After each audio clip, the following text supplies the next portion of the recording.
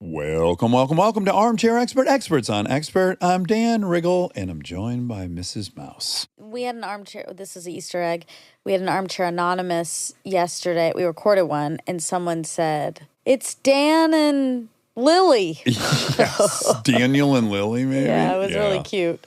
Today we have Mustafa Suleyman, and we've been wanting really bad to get a premium expert on AI. Yeah, because it's so relevant. And we talk so much about it, yet we haven't had too many experts on to really tell us where we're at in this whole crazy experience. Mustafa is an AI researcher and an entrepreneur. He is the co-founder of DeepMind and Inflection AI. He's a powerhouse in this field. He's a big deal. Yes, they have Pi as their AI version. He has a new book out called The Coming Wave, Technology, Power, and the 21st Century's Greatest Dilemma. So he's got lots of recommendations on how we keep this from devouring us, and they're all very interesting. It was a really interesting conversation, and I think necessary at this point in time. So please enjoy Mustafa Suleyman. He's an armchair expert.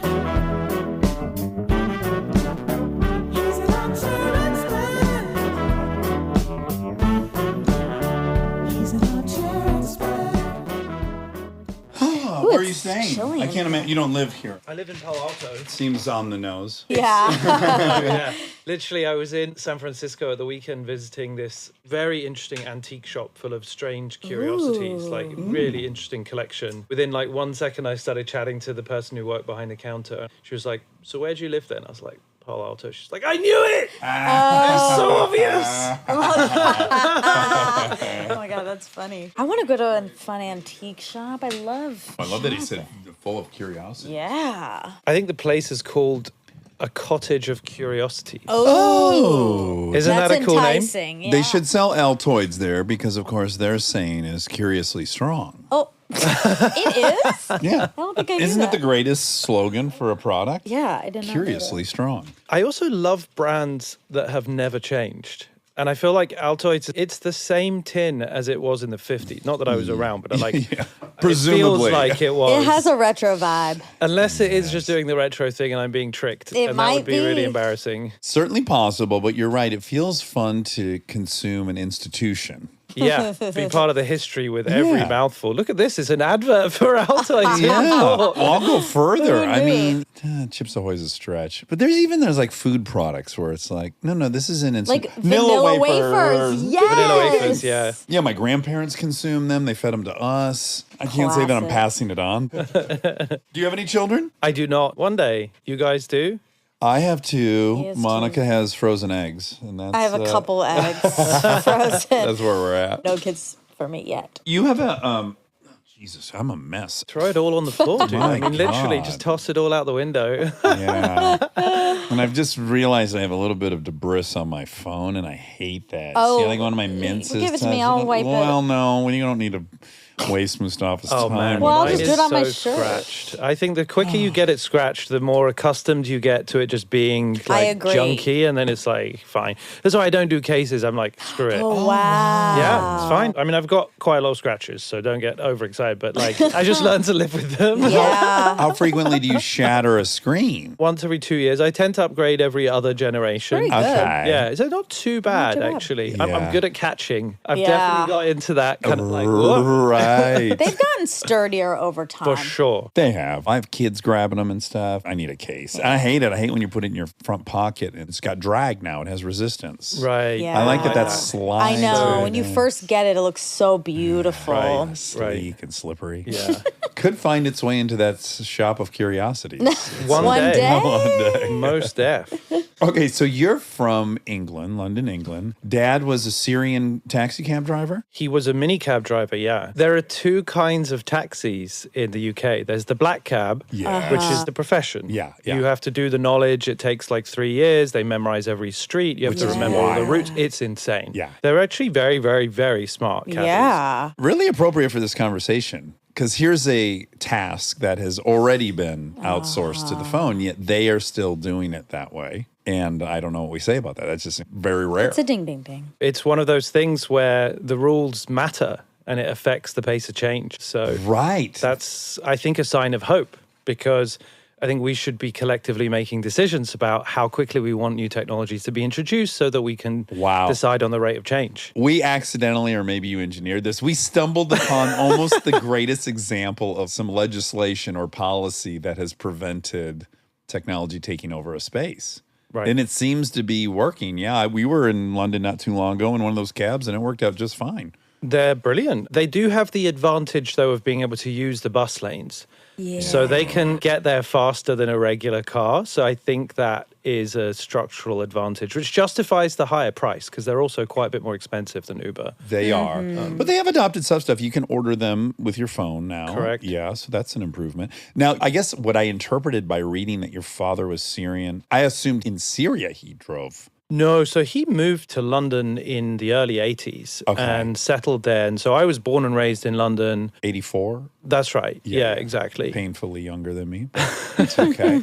Still older than me, so we're doing pretty good. Yeah, he's made more money and he's more relevant. So it's kind of hurtful. But anyways, but in London as an occupation, he did drive. He drove initially one of those unlicensed minicabs. They don't have a medallion. You negotiate a price with the person. There's no meter. Exactly. Okay. You negotiate on the spot. Is it £15, £20, 25? That's too much, a bit less. That has gone out of fashion now, whatever. It's been licensed. So there's much less of that. You can't sort of just hawk and pick up on the street and so on. That was his profession for basically all of his life in the UK. We all love story. And for me, that's a great story that his son would end up being a pioneer in AI. I think that feels like about as good of an immigrant story as you can get for your child. Right. It's funny because my mom, who was a nurse in the National Health Service, she was kind of adamant that I would drop out of school at 16 and get a trade, become a plumber, become a carpenter. Everyone's always going to need an electrician. That was just like long-term reliable. Obviously, I didn't do that, but it was definitely that kind of, making Working money class. quick is important. Yeah, exactly. She's English, though? She's English. How did he woo her?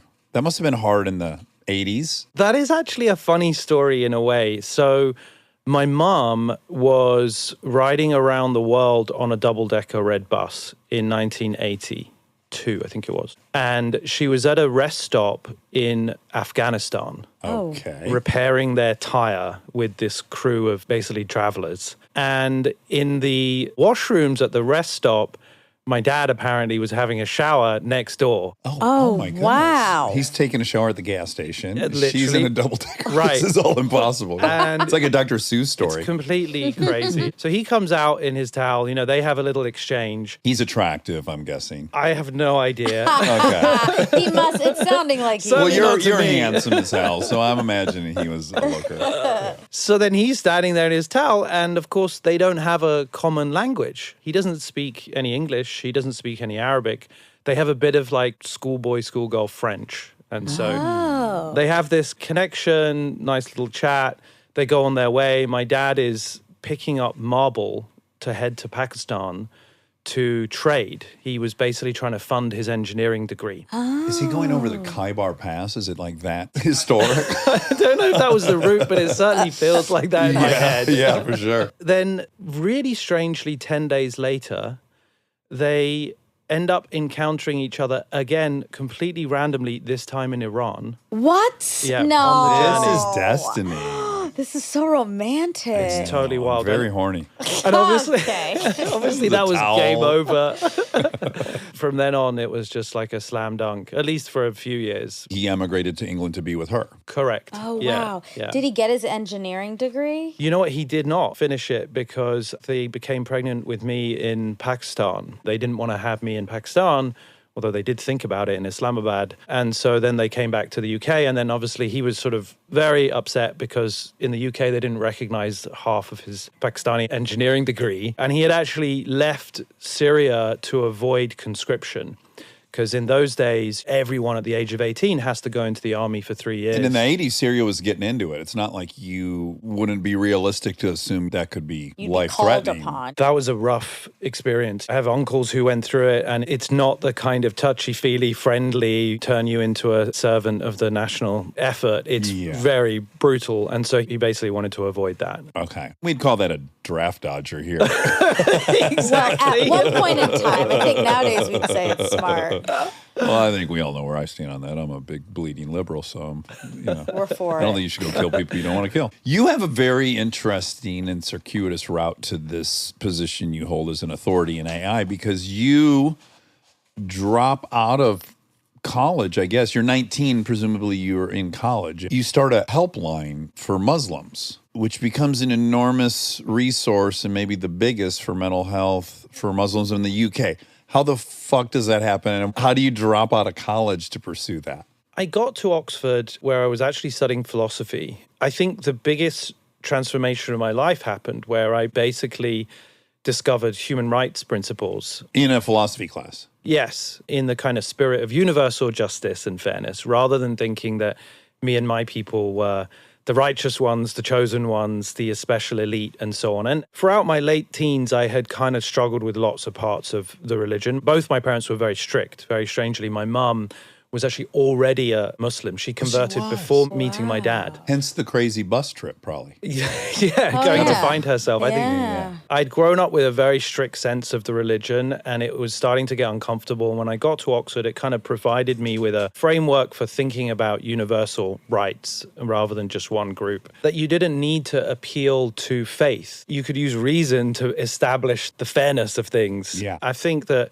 we need that more than ever now, rather than having to rely on this very shaky, arbitrary foundation of what I believe. For me, that's a bit of a trigger word. When I hear believe these days, I'm like, eek, I'm going to have to be cool here because I'd much rather have a discussion and have those beliefs or those ideas evolve and be subject to critical reason and stuff like that. So I helped to start the Muslim Youth Helpline. There's actually a group of people who were already in motion getting that started. Okay. And it was a non-judgmental, non-directional, so secular support service. Right. Which probably had to be very rare in that community. I mean, it was the first of its kind because all the other ones... They would drive you to... Exactly. Yeah. You shouldn't have sex before marriage and homosexuality You is a observe the sin. 5 pillars today. Did your parents freak out? Did they know you were doing this? I don't think my dad would have approved. I had left home by that point when I was 15. So they weren't so much in the picture. It wasn't such a big deal. That was actually very freeing in itself because I could sort of go and make my own way, figure out my own ideas. Because you had gone to a boarding school at some point as well. Actually, I went to a state school, a free education, but it was a very good one. You had to do an exam to get in. And I think because it was selective, you had to pass 2 exams and an interview, it just meant that everyone was starting from a little bit further ahead. It changed my life. The school really gave me a huge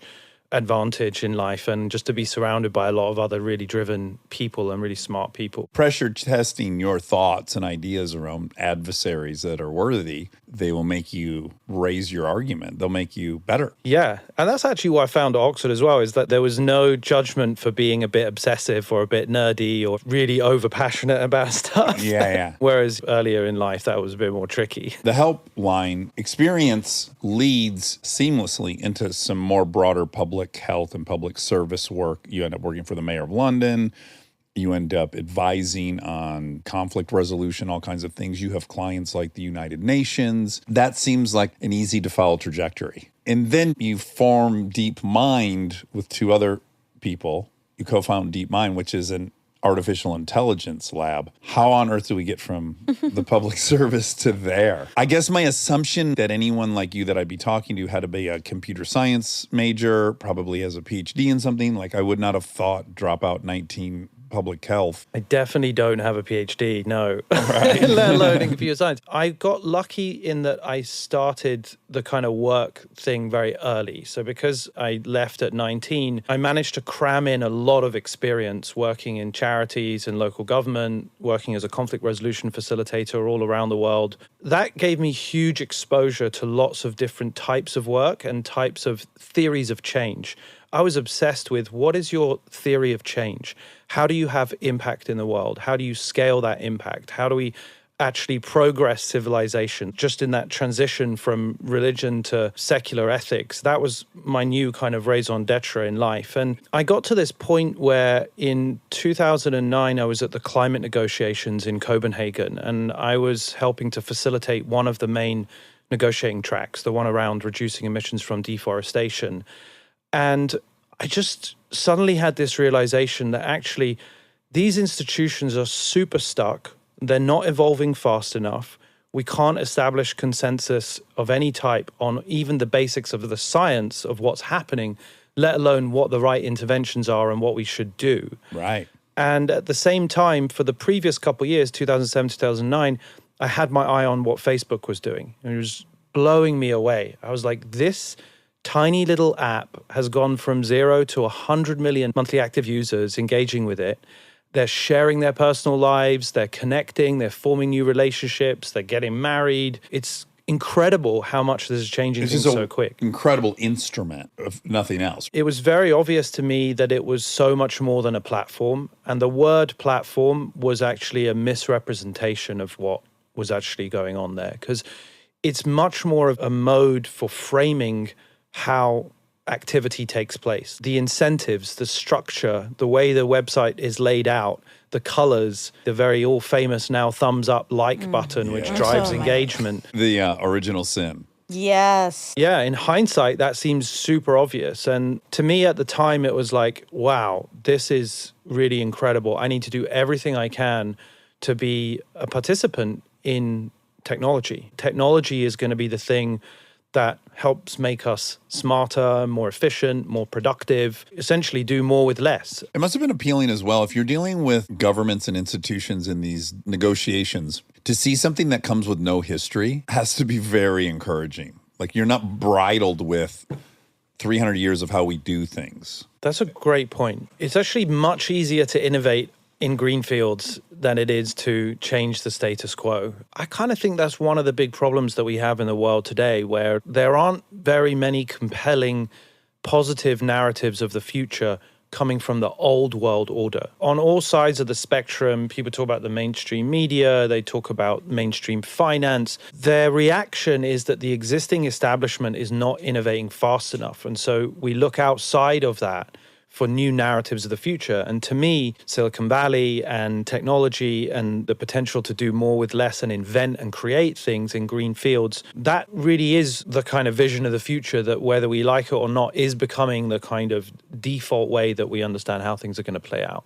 Yeah, because the old institutions work so slowly, they can't even correct fast enough, right? I mean, that's part of the inherent problem, is that they're not nimble the way all these technologies are. I mean, especially the ones we're going to get into, where it's like between 8 a.m. and 12 p.m., this machine, if given enough data, can go from knowing nothing to knowing everything about something. What human organization can keep up with that? Yeah, I mean, what human organization or collection of all humans could possibly consume that much raw content? I mean, these models are just like alien life forms in the amount of knowledge that they can consume and reproduce. Yeah, kind of beyond comprehension. You should get involved with the SAG and WGA strike negotiations, because first you know how to negotiate, or you've been involved in that, and you know everything about AI. Believe me, I've got an earmark question as we get to that. Okay, I was going to say, let's get you Yeah. in there, and let's also get it solved fast. It's 'cause coming. we're ready. Okay, so specifically, how does this interest in I want to say MySpace because I never did use Facebook, but Facebook, you weren't as enamored with MySpace apparently. That's the only place I did a lot of business. But how does that then take you to artificial intelligence specifically? Well, so it set me on a quest to find anybody and everybody who was in my network who was involved in technology or software of some kind. During that year, 2009 and early 2010, I met with anyone who would give me 5 minutes to just tell me what was happening and why and how it worked. And I had an interest in software and technology. I mean, I was on the internet very young and was an obsessive on forums. And actually, in 2003, my first actual business was an electronic point of sale system. Oh, okay. Where we had these little PDAs and we went in and installed network equipment for restaurants and stuff and tried to get them digitized so they could take orders really quickly and stuff. Then you remembered in England, the restaurants have no desire to do anything quickly. Especially bring you your check or allow you to give them the credit cards. Really true. That's my only complaint about England in general. Is just you want to walk in and go like, let's pay now. Yes, because you know it's going to be asking 90 for the minutes. check now. Yeah, like I know you don't know what I ordered, but let's start that process of giving me my check. 100%. It's so true. That's what I quickly found out. This is not a problem that needs to be solved at that Yeah. time in the UK. Plus, the technology wasn't good enough. So I basically set about out on this quest, and my best friend at the time, George, his older brother, Demis Hassabis, who was the co-founder and CEO of DeepMind, was just finishing his postdoctoral research at UCL at the Gatsby Computational Neuroscience Unit. So that's what his degree was neuroscience? His degree was in neuroscience. He was interested in memory and how the brain processed information and used memory for imagination. He wrote some really important papers there. And whilst he was at Gatsby, he met our third co-founder, who is sort of an AI guy through and through and a big believer in AGI from day one. He did his PhD on definitions of intelligence. He aggregated like 100 different definitions, all the different types of intelligence you could possibly imagine. And he universalized them into one working definition, which was the ability to perform well across a wide range of tasks. So this emphasis on generality. Interesting. Intelligence is about generality. And that's when we pushed this idea of AGI. And in fact, our business plan said, and this is in summer of 2010, building artificial general intelligence ethically and safely. So did you guys coin this AGI term? It was in use before. Okay. We didn't coin it, but I think we were the first to use it in a company as a mission. And then it got popularized shortly after because this technique called deep learning started to work. It wasn't really until 2012, 2013 that deep learning was showing very promising signs. Did you have imposter syndrome among these two with the PhDs Yeah, they're and the scary. relevant? And did you feel like you had to prove yourself worthy of being a part of this triumvirate? For sure. What I came to realize after the fact is that I had very different skills, and that complementarity was an amazing three-way dynamic for a decade. And, you know, one of the things I am luckily able to do is to just go from the micro to the macro. Like, I'm quite good at thinking big picture and quite practical and very operational as well. And I'm very urgent. I'm the one who's saying, right, what are we going to do tomorrow? And that turned out to be a good constellation of skills between the three of us. Would you guess, or you probably know, that's a rare combination of folks, I'd imagine. I imagine most people that end up in Silicon Valley, there's not a lot of outsider, let's just say artsy social scientists above hard science, you know, whatever we would call that. I can't imagine they find themselves in this situation very often. I think that's exactly right. And interestingly, between the three of us, even Demis and Shane are not strong programmers. Demis is a neuroscientist. He did computer science as his degree, but he never became a software engineer formally. And Shane was very much on the mathematics and the theoretical end of the spectrum. So typically in Silicon Valley, a startup pair of co-founders would both be coding, Yeah. and one of them would be an exceptional coder. This is the Wozniak, Steve Jobs. Yeah, although Steve wasn't a coder either, right? Right, that's he's the non-coder. He's a non-coder. Yeah. Exactly. Steve is the big picture guy, Yeah. you know, who focuses on the user and thinks always about the product. Right. Okay, so this company, you guys end up being pretty successful in your exploration of all this, and Google ends up buying this company. Yeah, pretty successful is really low key. Well, in that I mean, it's not Very like they have successful. an operational chat GPT or Pi. Right. You don't have a product yet per se, right? You just have a lot of progress. Right. It was a remarkable acquisition. I mean, we're talking 2014. Most people haven't even heard the word AI, let alone AGI, right? Yeah. This is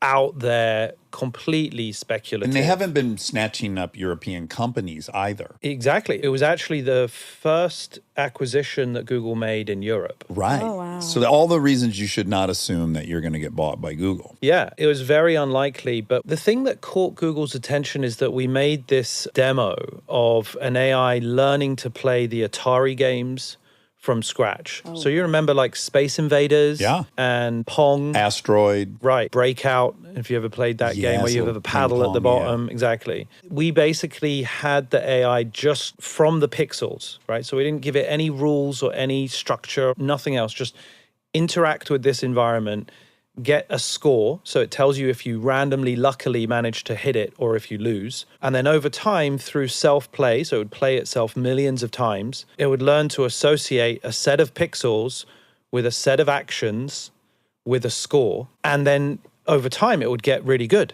it would start to think, oh yeah, these are the actions that I took in the run up to getting that score last time. Yeah. So I'm going to reproduce that. And really quickly, does it have to play the game in real time or can it accelerate the game itself? That's a great question. And this is a key insight about computers, right? They're parallelizable. So they can go at lightning speed. You can scale them up. You have millions of instances playing against itself rather than having to go in human time. Okay, good. So it's playing a whole match in seconds or minutes, as opposed to it would take us 15 minutes to get to that board or whatever. Right. That's a key intuition because machines can have more experiences than any single human. Yeah. And we see this pattern repeat over and over again. In 2015, we trained an AI to detect breast cancer in mammograms. And by 2016, it was better than the expert radiologists. We did the same thing for ophthalmology. So for 52 blinding diseases, it was better than the best human ophthalmologists in the world. Right. And that's mostly because it has seen orders of magnitude more cases than the humans. You know, the best humans in their career might see 30,000 cases. Well, seen and I think even more importantly, remember at all times. I mean, that's the real key. Is like if you actually could remember the sequence of events of everything in your life, you too would be able to predict a much higher degree of accuracy. But it's like we don't have access to that. Totally. So the fact that it can see things much, much faster, the fact that it has perfect memory in many cases or very, very good memory, and the fact that it doesn't get tired. Yeah, because if it sees a slide of an iris, let's just say I don't really know how it works, and it has some little pigmentation here, it can rapidly go through all 10 million photos in the data set with known prognosis. The human doctor can't hold it up next to 10 million examples, but it can. That's the magic of it, right? Right. And that's actually what has happened for the last decade as we see these crazy exponential trends of now seeing trillions and trillions of words of open data. Yeah. But at the time, it couldn't work in the space of words. It was really just looking at images and pixels. When we saw it play these Atari games, it was really incredible. This thing has learned clever strategies that your average human player wouldn't have discovered. There was one particularly in Breakout where it would tunnel up the back and knock down all the bricks and then bounce off the back Oh my wall. God. Like a clever little trick, right? Yeah. That was the first time that I thought, this is why I'm working on AI, the ability to learn new knowledge. That's how AIs can truly help us get out of all the messes that we're in, from climate change to what we have to do with agriculture and what we have to do in transportation, right? They can teach us new knowledge like great scientists and researchers. Yeah, they can shatter paradigms, right? Because we all get stuck in thought paradigms. You know, medicine works this way, diagnose, treat, whatever paradigm it is. To think outside of it is so hard for us. But for a machine, it's not. And it can actually be creative. So this is the cool thing, is that it can discover new knowledge, it can see outside of the box, and it can be genuinely inventive. Everyone's probably seen these image generation models these days, like DALL-E and other ones. Crazy. It's wild. Probably more than you can imagine can now be manifested. I think that's all creativity is. It's just combining multiple different ideas in novel ways to produce something unique. Okay, that kind of fast forwards us to one point about AI. When it's explained to us, I think we discredit the fact that we too operate almost in an identical way. So a current argument right now, and this is dangerous for me to say because I'm in the union and I am supportive of the WGA, but And SAG. The example I'm giving is about writing. Got it. Joseph Gordon-Levitt, wonderful actor, really smart guy, wrote this incredibly well thought out piece about this issue and said that the owners of the content that are fed to the AI, let's say if it's to write a script and you feed it 600 scripts from brilliant writers that have worked in the past, that there should be a royalty paid on that original work, which is a very sound argument. But I do have to point out, I, as an artist, I too have been trying to replicate all of my favorite movies. When I sit down to write a movie, I'm informed by Michael Mann in Heat. I'm informed by Pulp Fiction's my favorite movie. I like this. I like that. I am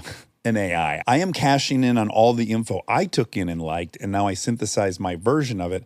So it's just a curious situation where I shouldn't be asked to pay a royalty to Quentin Tarantino if I write something inspired by him, but the computer should. I feel like there's some weakness in that argument. So first of all, the strength in the argument, which I broadly agree with, is provided the AI isn't regurgitating word for word the paragraph of copyrighted text, that would be plagiarizing, right? Yes.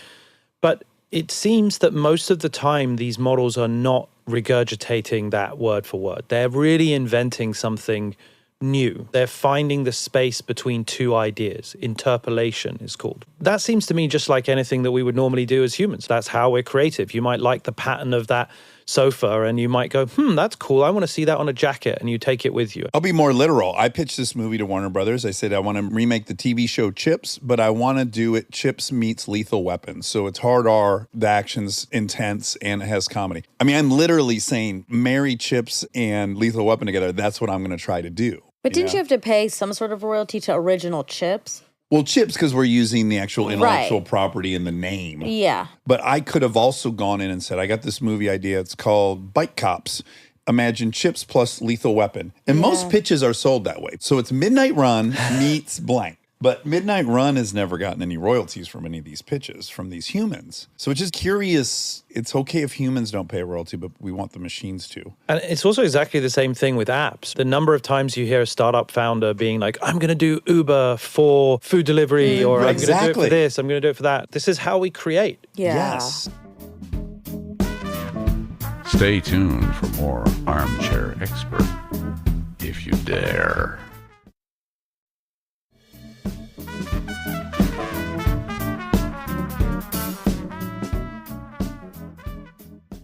Okay, you worked there for a while. You see this obviously just grow in its ability. You have to be dazzled almost monthly because it itself becomes a bit exponential, doesn't it? Because it learns from its learning. Right. And so it's just accelerating at all times. And is the pace of it at any point while you're observing it, when do you start getting nervous or apprehensive about it? I think I've been nervous about it since the day we founded the company. That's the only honest and wise approach. We should approach technologies that are as fundamental as intelligence itself. We've literally just been describing something that if you swapped out the human for the machine and you replayed this conversation, you couldn't really tell, were we talking about the machine there or were we talking about the human? You can put a kid in front of an Atari game and he will master it. We've seen it happen. And he does it through remembering what things worked and what didn't. So we're already at a place where we're taking the thing that has made us unique as a species, our intelligence, this ability to plan and imagine, create, adapt and invent new things, communicate perfectly in language. Language is a technology. We now have another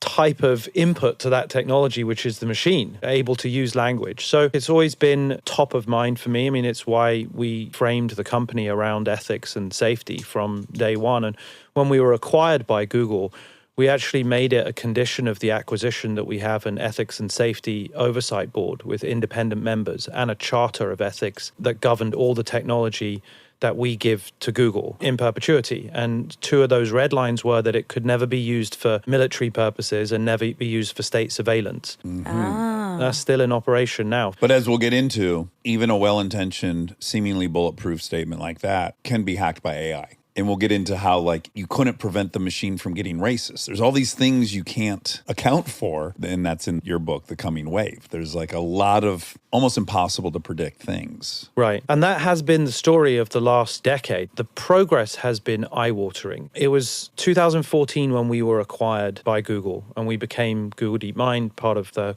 Google ecosystem. And in that year, when we trained the Atari model, that used something like 2 petaflops of computation, so 2 billion million computations, which sounds like a lot, but it's actually relatively small. 2 billion million.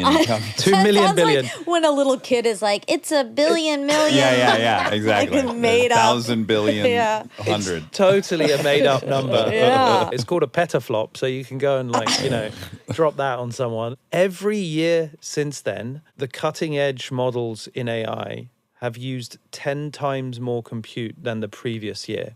So for 10 years, it's gone 10x. Oh my God. So to your question about am I surprised, am I amazed? I mean, it's totally mind-blowing. Well, 10 to the 10th powers, I don't even know what that number is. It's kabillions. Exactly. Yeah. That's a good number. It's called 10 billion million billion flops. So it's gone from 2 to 10 billion. God, this is 10 billion, real. million, billion, flop, billions. Some insane number. Wow. You can't even graph that. There's definitely not enough room on the page to list all the zeros. Yeah. Scale has been the thing that has transformed this. The models are getting bigger.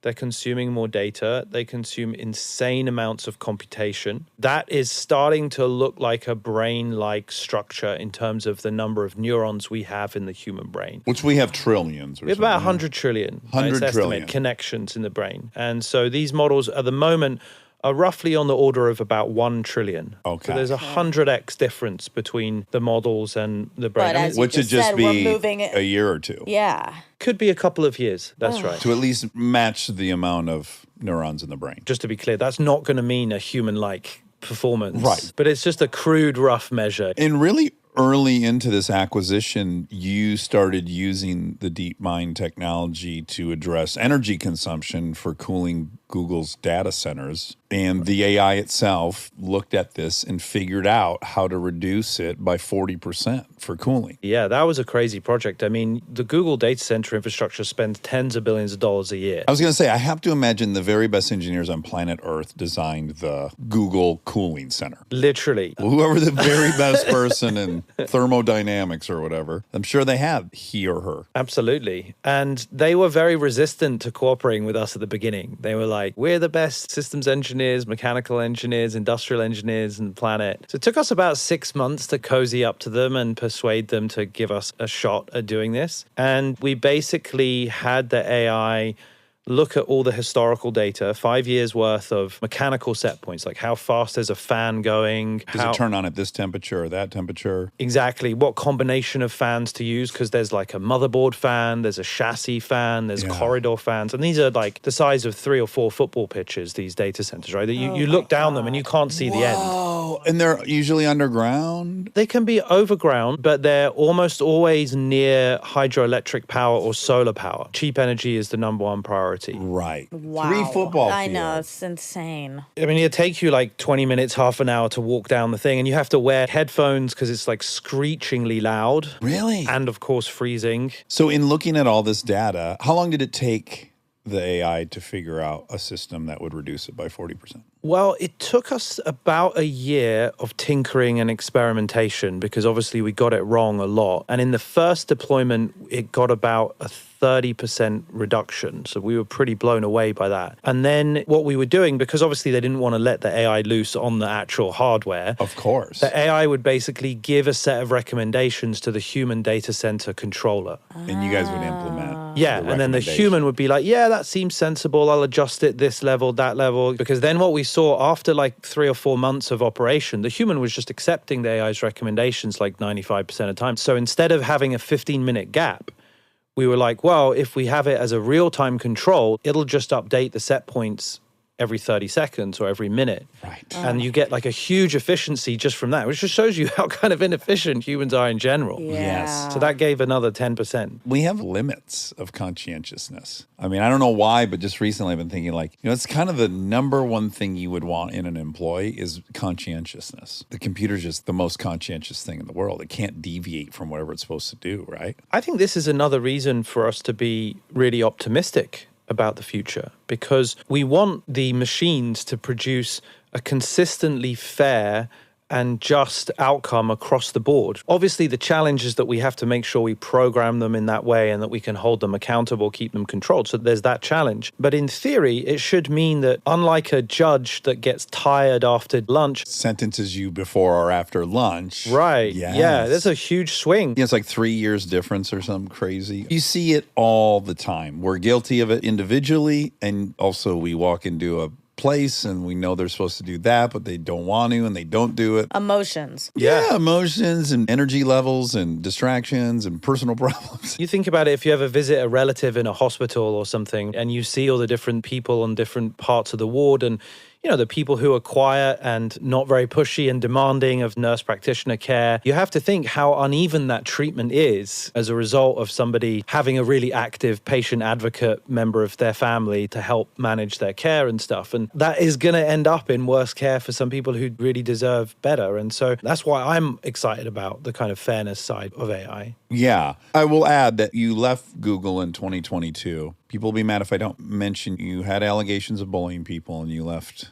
DeepMind. Right. You bullied people on email, maybe? I can be super hard charging and very demanding. It was 5 years ago, and I've learned a lot from that. Okay, wonderful. Moving on. So you leave DeepMind and you go to Google proper, and then you leave there in 2022, and then you found with Reid Hoffman, who we've had on, and we adore Reid, Inflection AI. And in 2023, you guys introduced Pi, which is a chat bot. Now I'd love to get into some of the things that your book is warning us about. I don't know that it should be optimistic first or pessimistic first, but I imagine a lot of this will file into the very astute observation of Tristan Harris, which is social media is dystopia and utopia. It's all things. So I think AI too will be all things. It'll be like these incredible, miraculous breakthroughs, and then there'll be some really dangerous things that come along with it because there are bad actors in the world. So let's first look at what's coming. You have a wonderful list in the book, but if you want to hit me with some of the ones that you find personally the most interesting, and I have a few that I think seem so exciting. Yeah, I mean, I think this is going to be the greatest force amplifier in history. So you're right that it's going to amplify the bad as much as it will amplify the good. And I think the sooner we just accept that that part of the equation is inevitable, the quicker we can start to adapt. Because this is about adaptation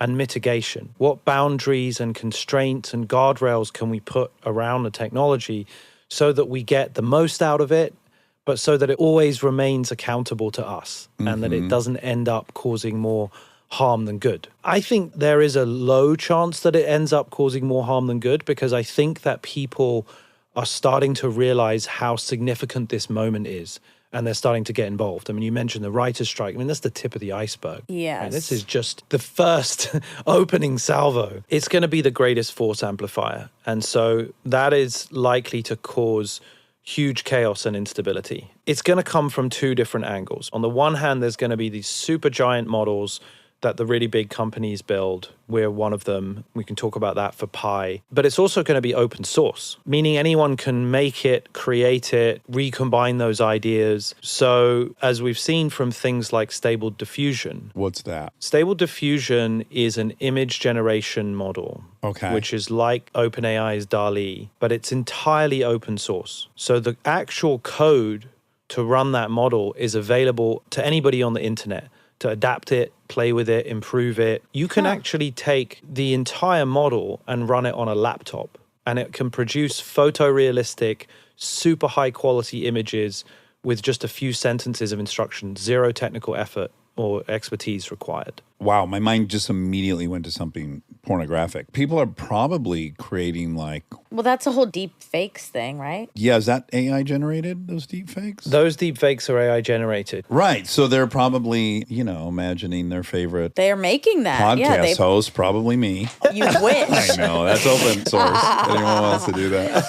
No, but Kristen has talked about this because her face has been put on some porn Yeah. stuff, and it's yeah. crazy. Ashton sent that over to us. Oh. And I thought, okay, well, I guess he is at the forefront of this tech stuff. He's an investor in Inflection, actually. Oh, he is? Okay, And okay. Pi. Yeah. He would be. Of Yeah. course. Okay, so you can run it on your laptop. Now, when you generate, we get into kind of copyright authorship. Like if you give it the 5 commands that generate this image, is that your image? I think that the idea of ownership is going to start to fall away. Interesting. And obviously that's controversial. I'm not proposing this outcome. I'm describing what I see. Don't shoot the messenger. Yeah. I believe that as far as I can see, my best prediction is that over the next 5 to 10 years or so, text, video, audio, imagery, it is just going to be produced at like zero marginal cost. It's going to cost almost nothing. Yes. And it's going to be super easy to edit it, manipulate it, improve it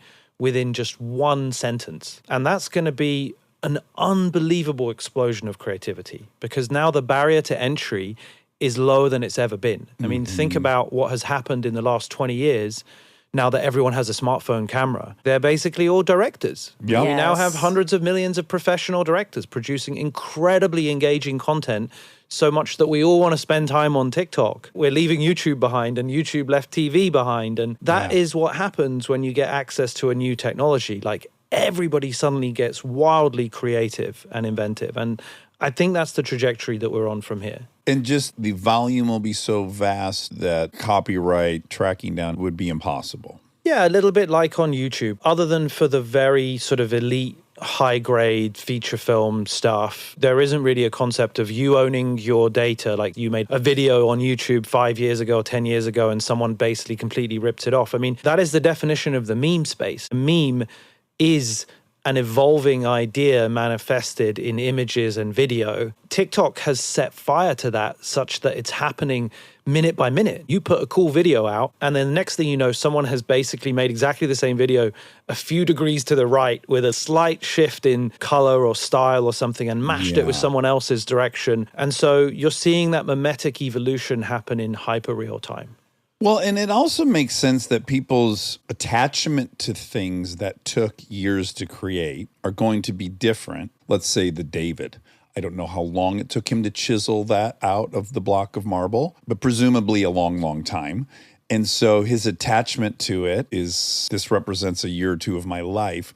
Whereas if he was able to make 10 Davids a day, he couldn't possibly have that same attachment or that sense of ownership or the sense of anything. So maybe part of it is just like quantity and investment.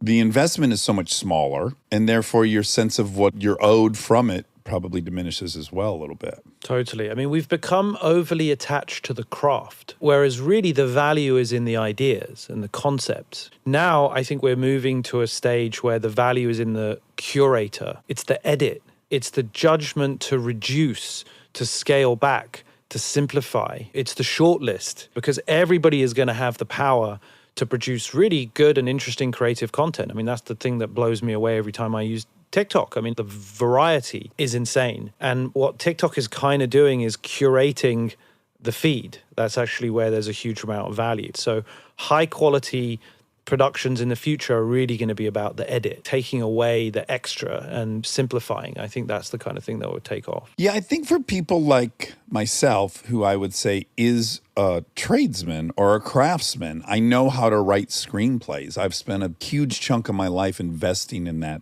ability, and I spent a huge chunk of my life refining my acting and everything else. I think what happens with this technology is it kind of democratizes and gives everybody access to executing their ideas. And I personally feel like, bullshit, go sit in a room for 5 days. If you want the result, you go put in the time. And I think a lot of us who have dedicated our lives to these things, to see someone get an idea like we have, but they don't have to do anything beyond that to execute it, it feels very threatening. It feels like it erases talent. Talent is about to become, or is becoming, irrelevant. Which is interesting, because I think as humans and humanists, we would probably go like, well, yeah, we would want everyone to feel creative and be able to create, and we wouldn't want barriers.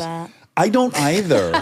But I'm saying it probably butts up against some of our ideals. Well, you know, I think humans marvel at talent. That's why we love the Olympics, because it's like, how is it possible that someone was born like me can do that? Or someone could write this movie or direct Everything Everywhere All at Once. Like, how did somebody do that? When you take away the person, what's going to happen? Are we going to be excited anymore about anything? Or is it just like, well, yeah, duh, computer thought of that because a computer can think of anything? I think it's a really interesting question. We're about to run the experiment. Yeah. Well, we will know. We'll find out in my lifetime. Exactly. We'll find out in 10 years.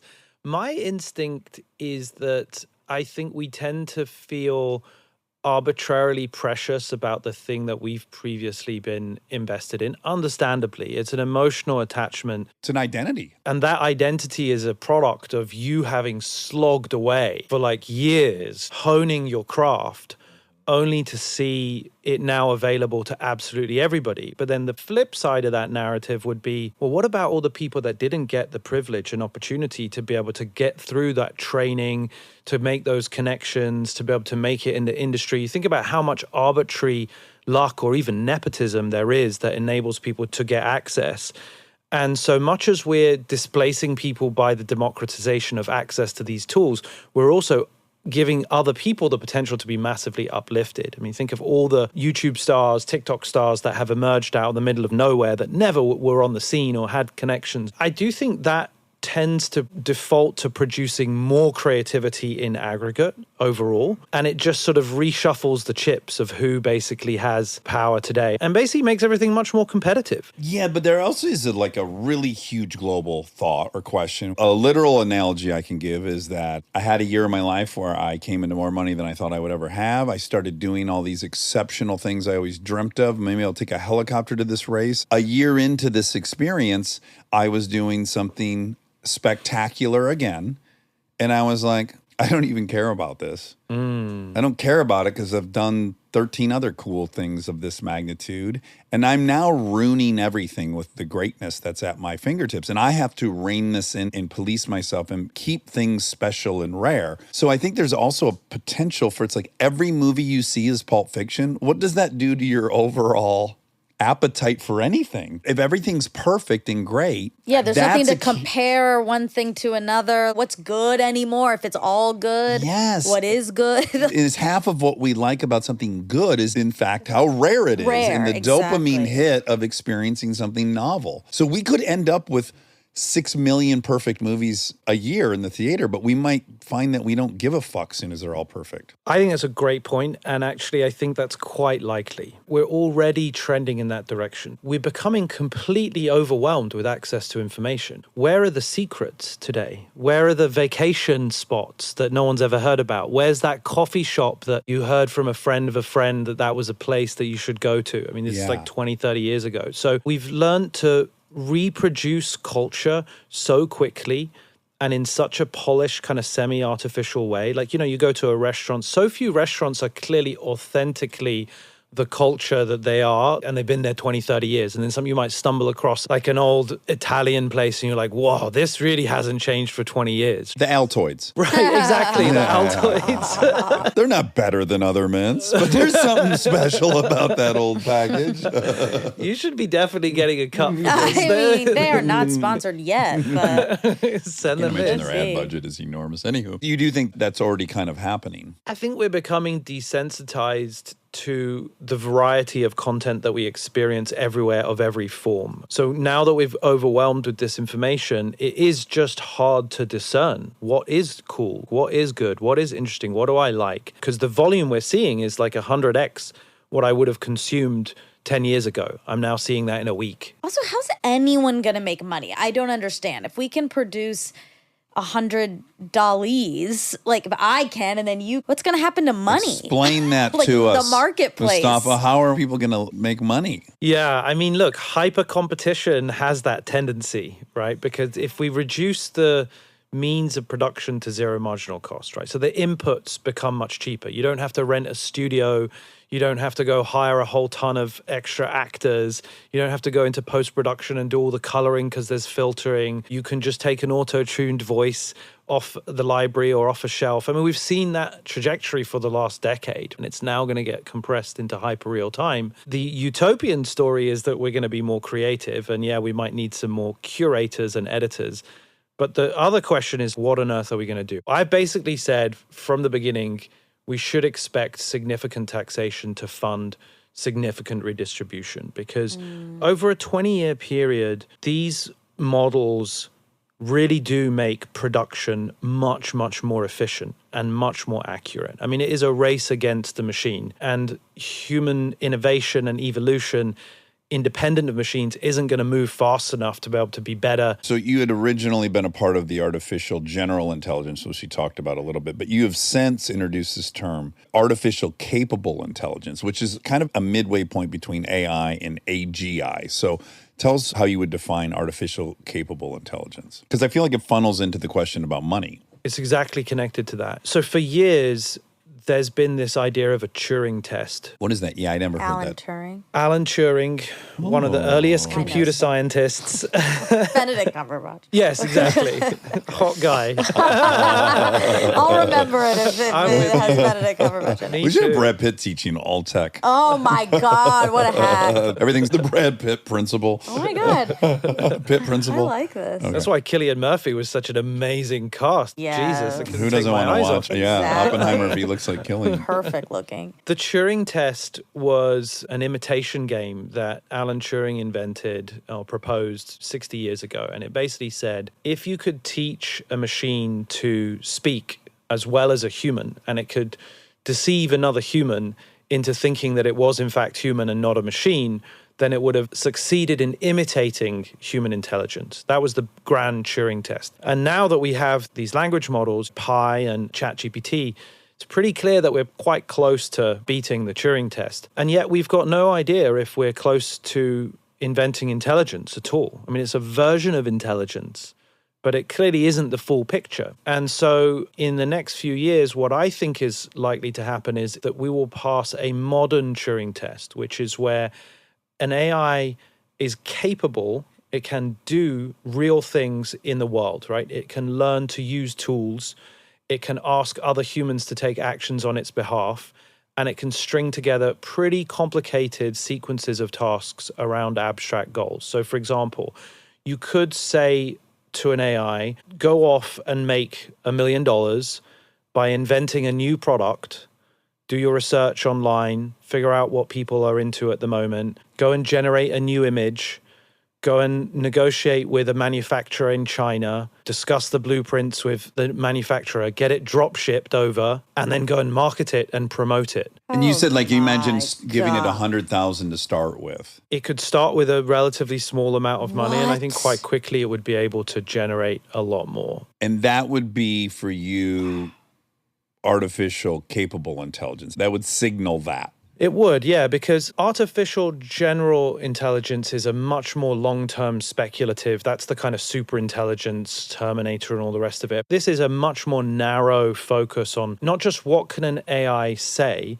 but what can an AI do, right? Because that's what we really care about. Right. It's funny while you were talking, I don't know if this is a breakthrough idea or if it's really basic, but I was thinking, weirdly, I might actually say a measure of intelligence would be acting logically without data. It's almost the opposite. It's that a human without any data can make a relatively sound, good, logical decision in any given moment by modeling purely from their imagination and perhaps no data. Extrapolation is a critical skill that these machines currently don't have, which is without any context, can you figure out what's required in a certain setting without any prompting? Without any patterns to observe to then model onto it. Exactly. The moment they're mostly reproducing known patterns. Right. And it turns out you can go really, really far just by looking at known patterns. Yeah. But that's humans too. Normally, I think it's because you've experienced something you can at least connect to that's similar in some way, or you've seen it in a movie,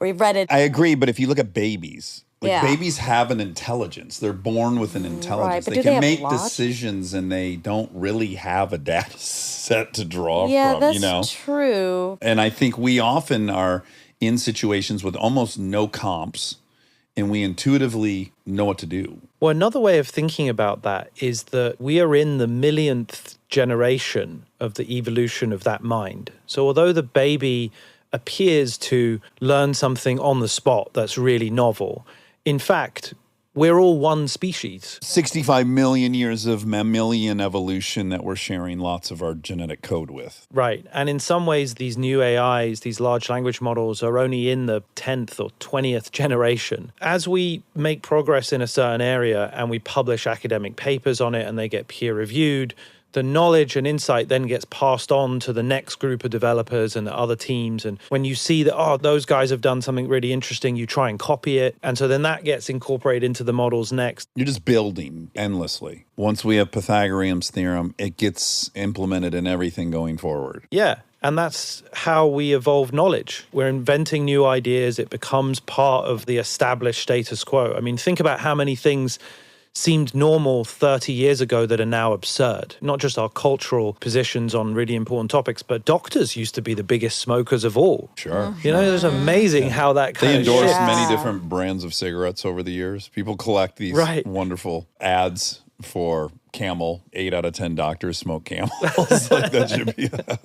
We left out a couple things that I just want to say that are really exciting because, again, we're already kind of getting into the negative things. But abundant energy is something, obviously, that just like it figured out this 40% reduction in what it'll do to management of a nuclear facility like the ones Bill Gates is behind. You know, that's incredible. We left out the synthetic biology, which is going to be working in concert with this AI where we can read, edit, and create and print DNA. Oh my God. That's bonkers. Viruses that produce batteries. What? Proteins that purify contaminated water. Carbon scrubbing algae.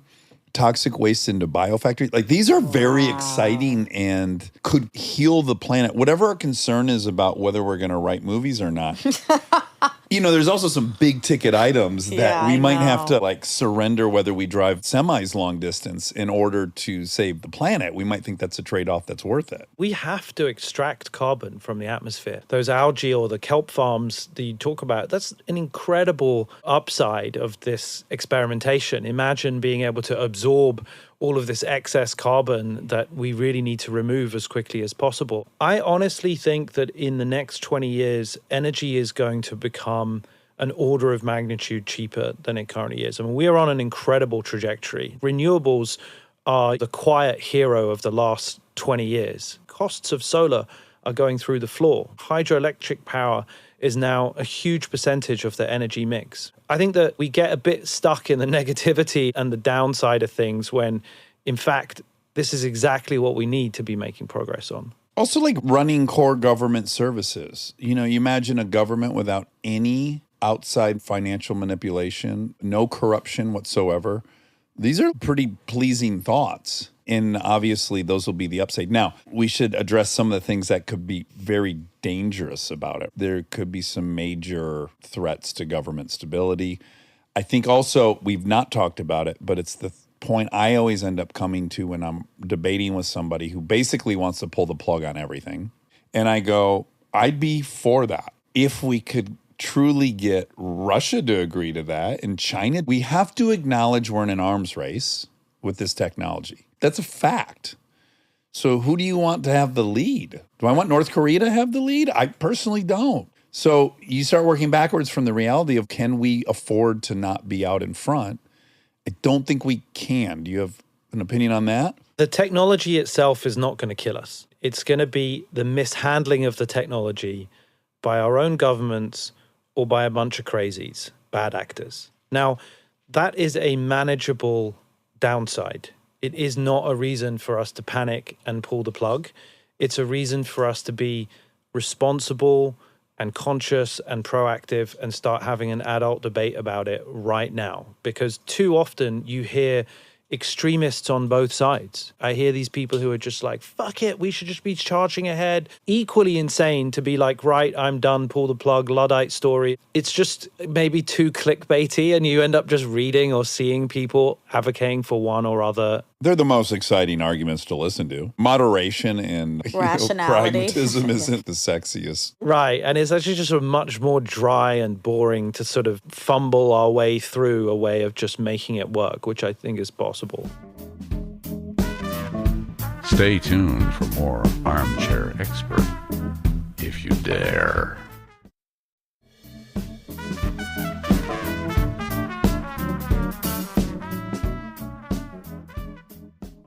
Oh, well, okay, so you have a 10-step plan for the future that can help us avoid these kind of pitfalls. One of the things I want you to explain to us is containment. So containment is a theory. It's an approach that basically says all of the technologies that we make have to remain under meaningful human control. Long term, we want to make sure that we're able to understand what we're building, that there are guardrails that are built into all of these systems by design, and that the emergent effects can be predicted or at least to the best of our ability accounted for. Because in past waves of technology, if they come too quickly, then society doesn't really have time to adapt and update.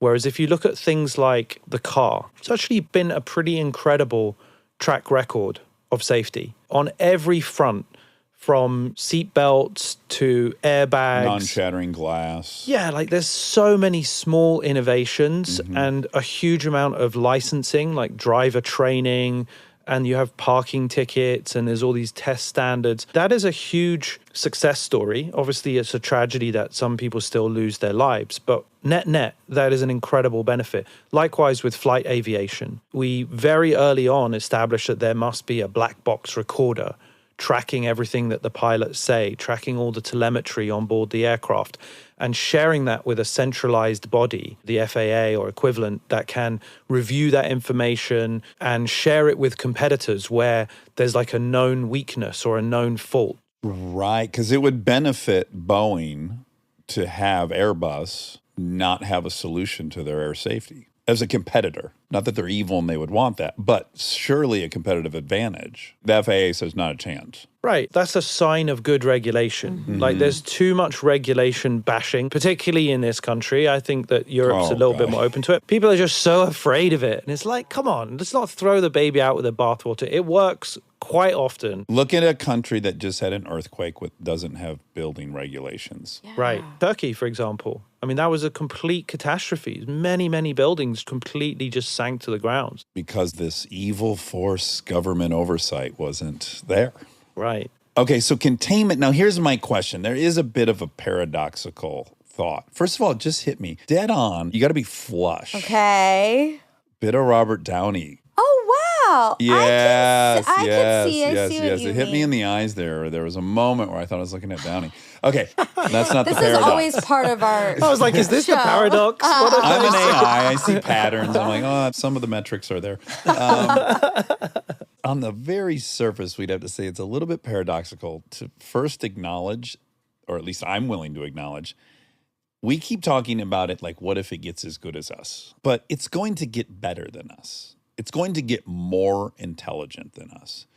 And so it seems a bit of a paradox that there will be an entity on Earth that's dumber than another entity that'll have control. I mean, just in its simplest thought, like chimps are not going to be ruling human society. They don't have the capacity. Whatever fucking clever workaround they thought they came up with, we'll be smarter.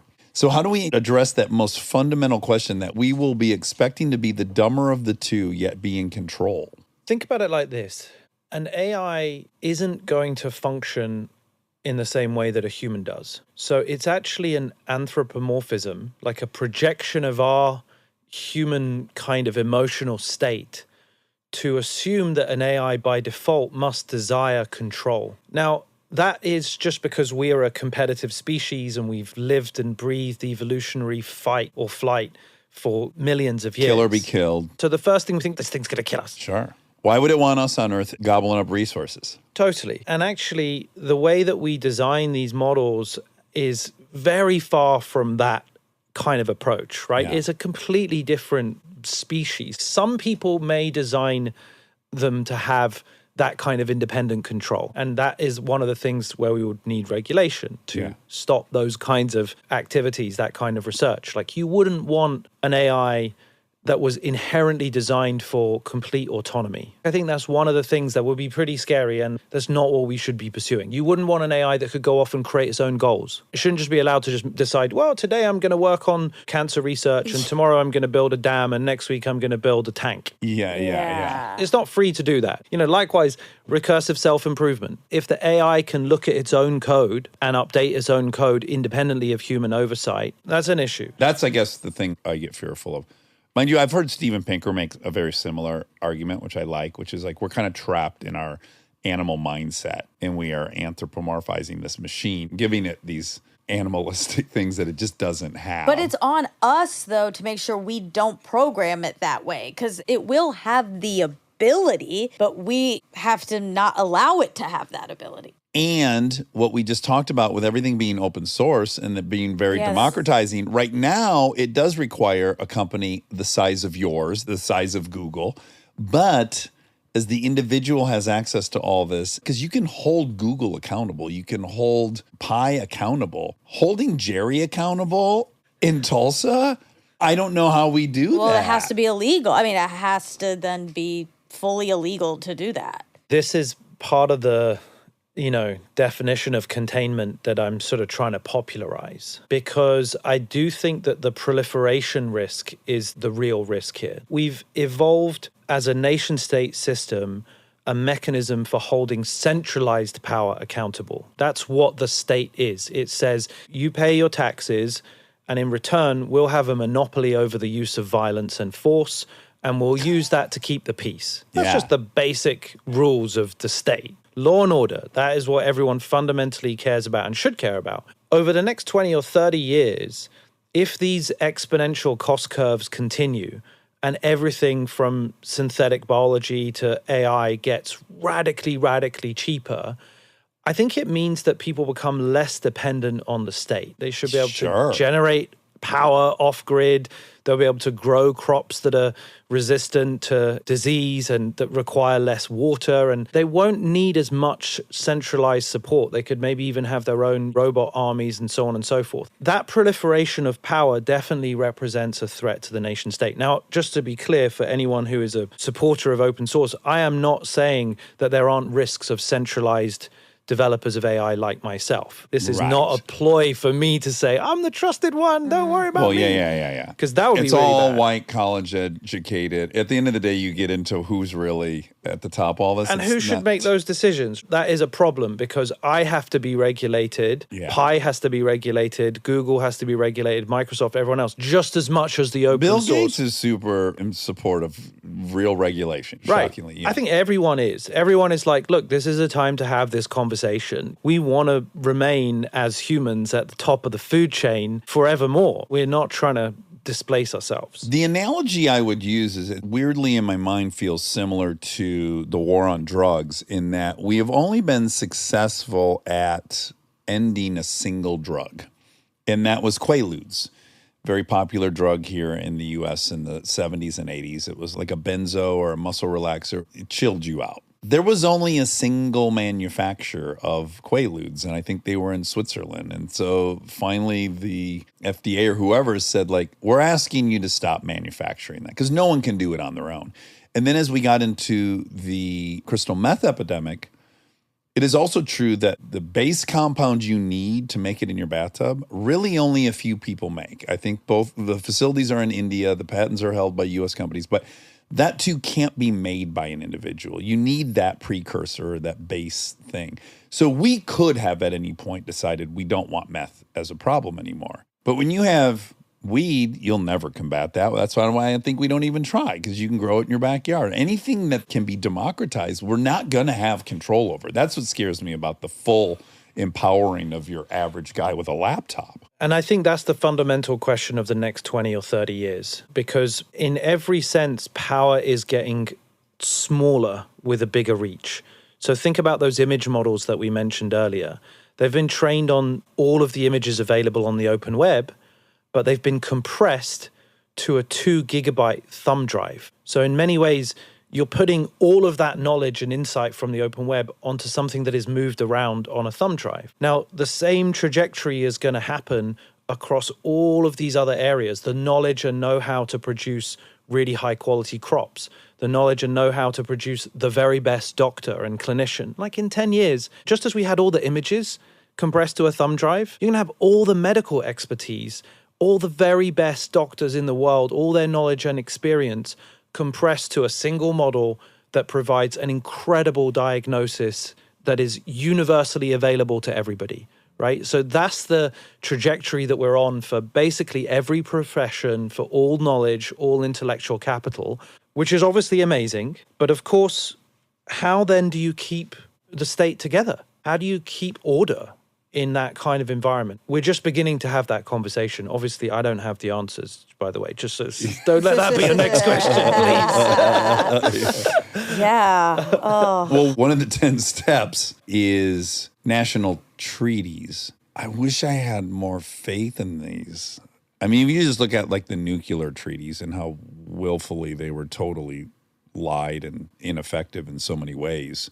And those are visible from space. We can see manufacturing of this. This other stuff is like imperceptible from the outside. So how would I come to trust that when Putin signs this, they'll actually stop working on this thing? Actually, nuclear gives a lot of hope. Oh, okay. We have had a lot of progress with nuclear non-proliferation. It is kind of incredible that there are only 7 nuclear powers in the world today. That's true. And in fact, the number of nuclear powers went down from, I believe, 9. So South Africa gave up nuclear weapons, Ukraine, and one other country.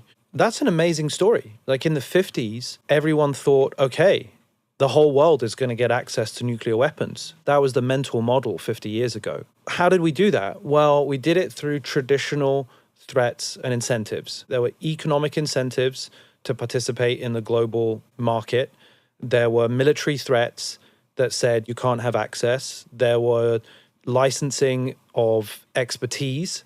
So you basically said, if you've got a degree in nuclear physics, you have to register. We need to know who you are, where you are, how you work, who you work for. Wow, okay. Interesting. Same story with chemical weapons, biological weapons, if you work on conventional missiles. But I would say biological weapons are failing. I think we just saw that. Now, look, I don't think we know for sure, but certainly even the New York Times is willing to consider with a 50% likelihood that COVID was coming from a lab in Wuhan. And we have treaties against that. Completely. That really does make my blood boil. That's a different story, actually. That's a different failure of containment. That is the scientific research of gain of function, where in that lab, they were actively trying to improve the transmissibility of viruses. Yes. Deliberately. It's like out of a James Bond movie. It's totally nuts, right? But obviously their goal was to try and make it more transmissible so they could invent something that would counterattack it. One of the things that was alluded to is that they wanted to see more progress, that Xi Jinping, this lab was under all this pressure to show him some huge progress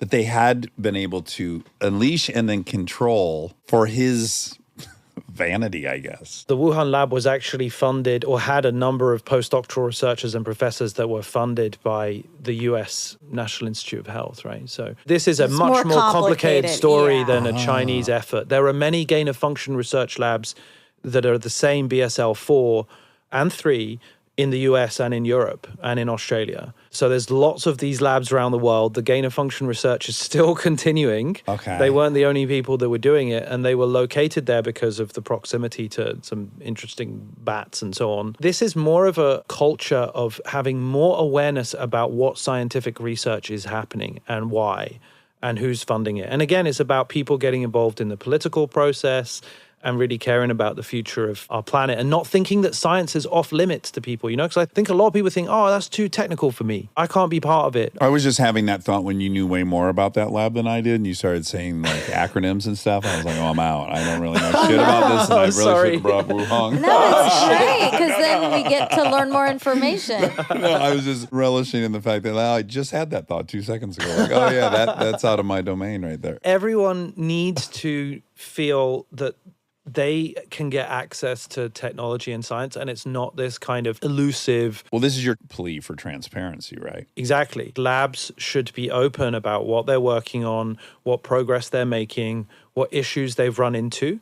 And again, going back to what I said about the black box thing, there's a lot of simple lessons from previous eras in other domains that we should learn from. We should share the mistakes that we make. In 2016, I co-founded the Partnership on AI, which was this multi-stakeholder forum for sharing best practices between all the companies. We got all the companies to sign up. Apple, great. Google, Microsoft, IBM, Facebook, OpenAI, DeepMind, as well as 100 civil society groups, non-profits from Oxfam to the UN and everyone. And it's still going now. And the goal was to basically have an incident reporting database. If you work at an AI company or elsewhere in big tech and you see something going aloof, whatever, then you could report it confidentially, kind of blow the whistle, not cause a big PR stink and go and like be a martyr That on the requires a news lot or of whatever. Trust in each other, yeah. Yeah, and I think that's a kind of really important part of the process. This is where maybe we could use the racism thing as an example. So some of the early large language models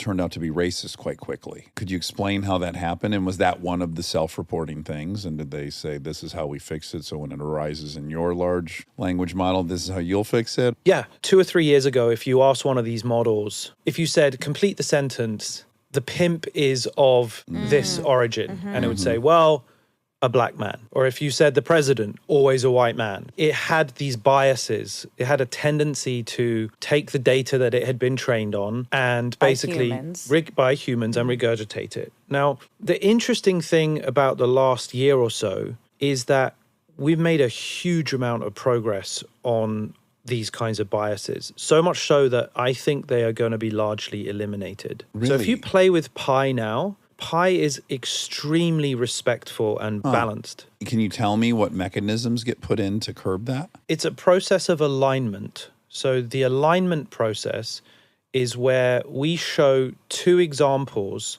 of outputs by the model to real humans. We call them AI teachers, and they come from all different backgrounds. They're old and young, they're educated and not educated. Some of them are professionals in certain areas, some of them are just generalists. And we have thousands of these AI teachers that work basically round the clock, 24/7. And we're constantly showing thousands and thousands of examples of 2 or 3 or 4 different answers that the AI could produce given some question or some prompt. And the human then selects between these different options with regard to a criteria. Is this one more funny? Or is this one more respectful? Is this one clearly racist? Does it look more like financial advice? Is this about carpentry? And so that feedback is called the process of alignment. You align the model with a set of values or ideas, which is pretty incredible. And that has produced extremely nuanced and very precise behaviors, which you now see in Pi. And then I imagine that group that the AI is aligning itself to, I guess it would just naturally evolve as culture evolves and societal norms evolve. Because it wouldn't be like you'd set it in stone. Like, okay, we got it. We've aligned it with what humanity thinks is right. Right. And then see in 1,000 years, no, that's going to evolve as we see at an incredibly rapid rate as well. Well, this comes back to what we were saying earlier about whether the AI should be able to evolve its own set of values or set its own goals or update its own code. So I think these are the sorts of capabilities that in a containment strategy should be off the table. For a start, just to state the obvious, we are shaping the values of this AI that goes and participates in the world. By that, I mean me and my team. We try to be as transparent as we can be about the process, and we publish the value set on our website just to show what it, is being held accountable to, what it's aligning to. But that's where competition is really healthy, because we want to have a variety of different models produced by lots of different actors, not just me. I think in time you'll be able to create your own sort of AIs that align to your values, subject to some baseline constraints. There'll be lots of different AIs that end up being out there in the world with different kinds of positions on these sorts of things, for both good and bad. That's the whole point about it, amplifying who we are as a species today. Because everyone's going to want to have influence, basically, over their own AI, right? You're going to want it to be more in your vibe. Absolutely. Irreverent, a little dangerous sometimes. Maybe my AI rides motorcycles. I don't know. And then I guess my last question, you kind of already answered. We hear these examples that, the AI will create works cited. So I heard that a lawyer asked the AI to write its brief. It referenced some statutes that didn't exist. It referenced some cases that it had made up. Because its ability is so large and fast, it makes me think that there has to be an AI over top of everything that just minimally tells you what's fake and not. How does it police? I mean, no one can do that. Yeah, but I guess if you saw something cited, you could go search and see if that's a real article. That's what happened in the 60 Minutes piece. It had cited some references in a works cited page or bibliography about this argument it laid out. And then they found out that the AI had created like 4 of the books. Yes, and that's funny and silly, but there's a real article on absolutely everything, every different opinion on it. It all comes from some, quote, reputable something. Even now, I mean, we fact check on this show. It's stupid. We can find a defense for absolutely anything.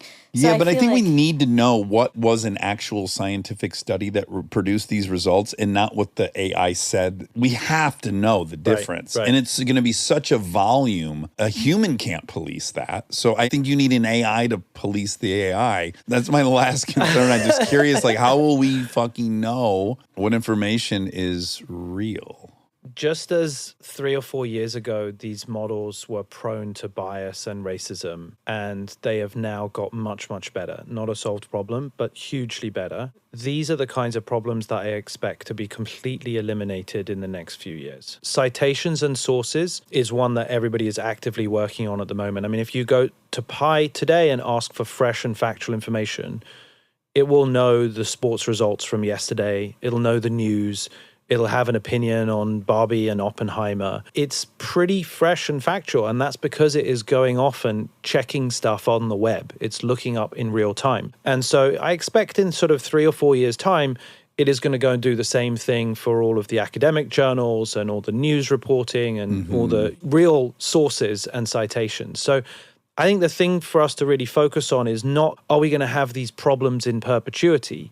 It's, what do we do when they're solved? And what does it mean to have AIs that can do perfect recall from any knowledge base, that aren't biased actually, that are actually really fair, like more fair than humans, that are actually more creative than most humans? How do we handle the arrival of that thing? Is there any part of your book that I left out that you'd like to talk about before we wrap up? This has been exhilarating. Yeah, so How fascinating. many days have we been talking? We're right on time. You covered all the good bits, I think. You think? No, that's great. I mean, definitely makes me want to read the book. I'll say that, because this is so deep and will continue to be so relevant for all of us. Okay, we're going to go out on this. Is it not suspicious to you that you're here on planet Earth at this moment to witness this? I have this deep, prevailing suspicion, like, wait a minute, when I was born, we didn't have computers. Now we're at a point where the computers are going to solve every fucking human problem. And then probably some kind of bizarre longevity is going to emerge out of that. Is it possible I was born at the time I was to witness all this? It feels suspicious. Do you have that ache of suspicion at all? 100%. If you just think about this trajectory on cosmological time, how much our planet and our species and this moment is just a complete freak accident. Yes. Like, how on earth can this be the case, that we're now alive sitting here on these chairs in this moment doing this thing? It just feels so arbitrary and so fragile, and in a way like such a fleeting moment of evolutionary time. And we're so obsessed with time on a month and week and year basis, you know, and it's like, actually, the world doesn't care about that schedule. The world operates on this geological or cosmological time. Yes. If you do our geological calendar, which is so fun, humans arrive at 11:59 p.m. on December 31st. Yeah. The idea that in that last minute of this geological year calendar, in the last 1 second, we went from no telephones to this is hard for me to actually And that buy we happen into. to be born in that 1 second. No, makes that's no where I call sense. bullshit. I know. So then we get into Sim. Are we in a Oh, yeah, the simulation, the Yes. classic. Well, you know what the funny thing is? We're going to find out. Well, right. I know. That's what's wild is you're going like, you're going to find out. And it's true. We're going to find out if there are movie stars pretty soon. We're going to find out if there's writers pretty soon. I can almost not comprehend that that's true. Yet I bet it will. Yeah, it does feel a little bit like, Even for a I think we're progressive, at that's the a lot. end. I've read a bunch of great books on dopamine lately. I'm kind of obsessed with dopamine. I'm pretty panicked about this level of change. And I know I have apex dopamine and progressiveness in me. I can't imagine how fucking terrifying this is for half the country. I completely agree with that. And think about how ridiculous the world looked 40 or 50 years ago, how it was dominated by the patriarchy, how you had a career for 40 years, how people of color were like irrelevant and basically just coming out of slavery all over the world, how empire and colonialism was the default way of operating. We have changed unbelievably culturally and politically. And so we're a product of that generation. So we're still living in this mindset that things should be stable. We have this default expectation that actually this order should be here forever. Actually, there's just no reason to believe that. In fact, the default is flux. Yeah, it's very unsettling for a lot of people and in a varying degree. That's why I'm acknowledging, like, I think I trend quite high on that embracing of change. And it's very scary to me. So I just am very sympathetic. I imagine for some people, it's just completely overwhelming. It is intense. And I think that we have to figure out ways to be respectful of everybody's rate of change. I think it's super important to be empathetic to that and not just charge ahead as though it is obviously right. Just as we shouldn't be righteous in caution and non-change, we absolutely should not be righteous that change is inevitably going to be good or is out of our control or is being done to people. Yeah, we need massive humility as we race into the unknown. And we have to figure out each challenge because otherwise they will pull the plug on the sim. Like, we're just here for us to figure out all the problems. So we have to keep figuring them out or they're going to be like, oh, start over. Well, we're an AI model. And it's going to result either in we fix global warming or we don't. So we have to if we want to keep living. Because I was interviewing you today, I was thinking about all this and then I thought, okay, so let's see. So all this will happen in front of me. There'll be a headline in the New York Times, if that's even a thing still. People are going to live forever. And I go, okay, well, that's bullshit. Like, now I know I'm in a sim.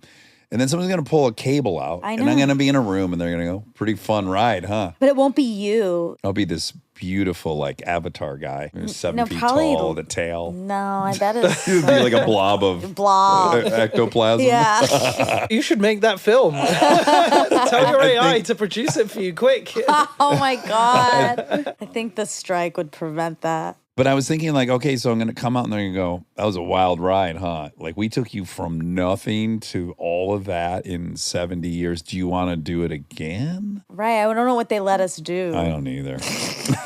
And what if it's actually 10 minutes? That would make sense because the way time moves. Yeah, we were plugged into a machine for 10 minutes to have this entire experience. Yeah. You're not saying that. We're we're not saying you're saying You're that. co-signing on this. No. Mustafa says this is exactly how it's going to happen. Well, I find you to be an incredibly thoughtful and this may sound derogatory to other tech geniuses I've interviewed, but you're also very EQ. I'm grateful you're in the mix. Yeah. That is the one thing that I think scares a lot of us is there's a type that's in Silicon Valley and it's not the type was in my rural American town.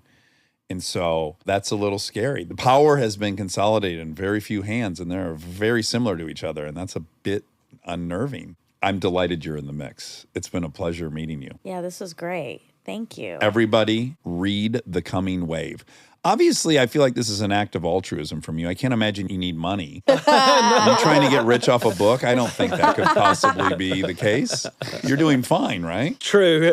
Unfortunately, books don't make very much these days either, but I kind of felt I had to write it. Yeah, that's wonderful. I'm really supportive of it. So everyone check out The Coming Wave and familiarize yourself with the sim we're all in. That we'll all find out shortly. And play with Pi. Yes, play with Pi. You can find Pi at www.pi.ai.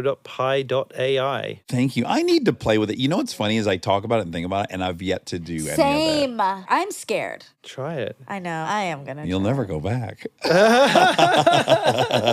You'll realize we really are in a simulation. Exactly. It's Pi's world. Once I can teach Pi to edit the show. Oh, they could already do it, I'm sure. No. Because it has 600 times 2 hours. It has 3,000 hours of how the show's edited.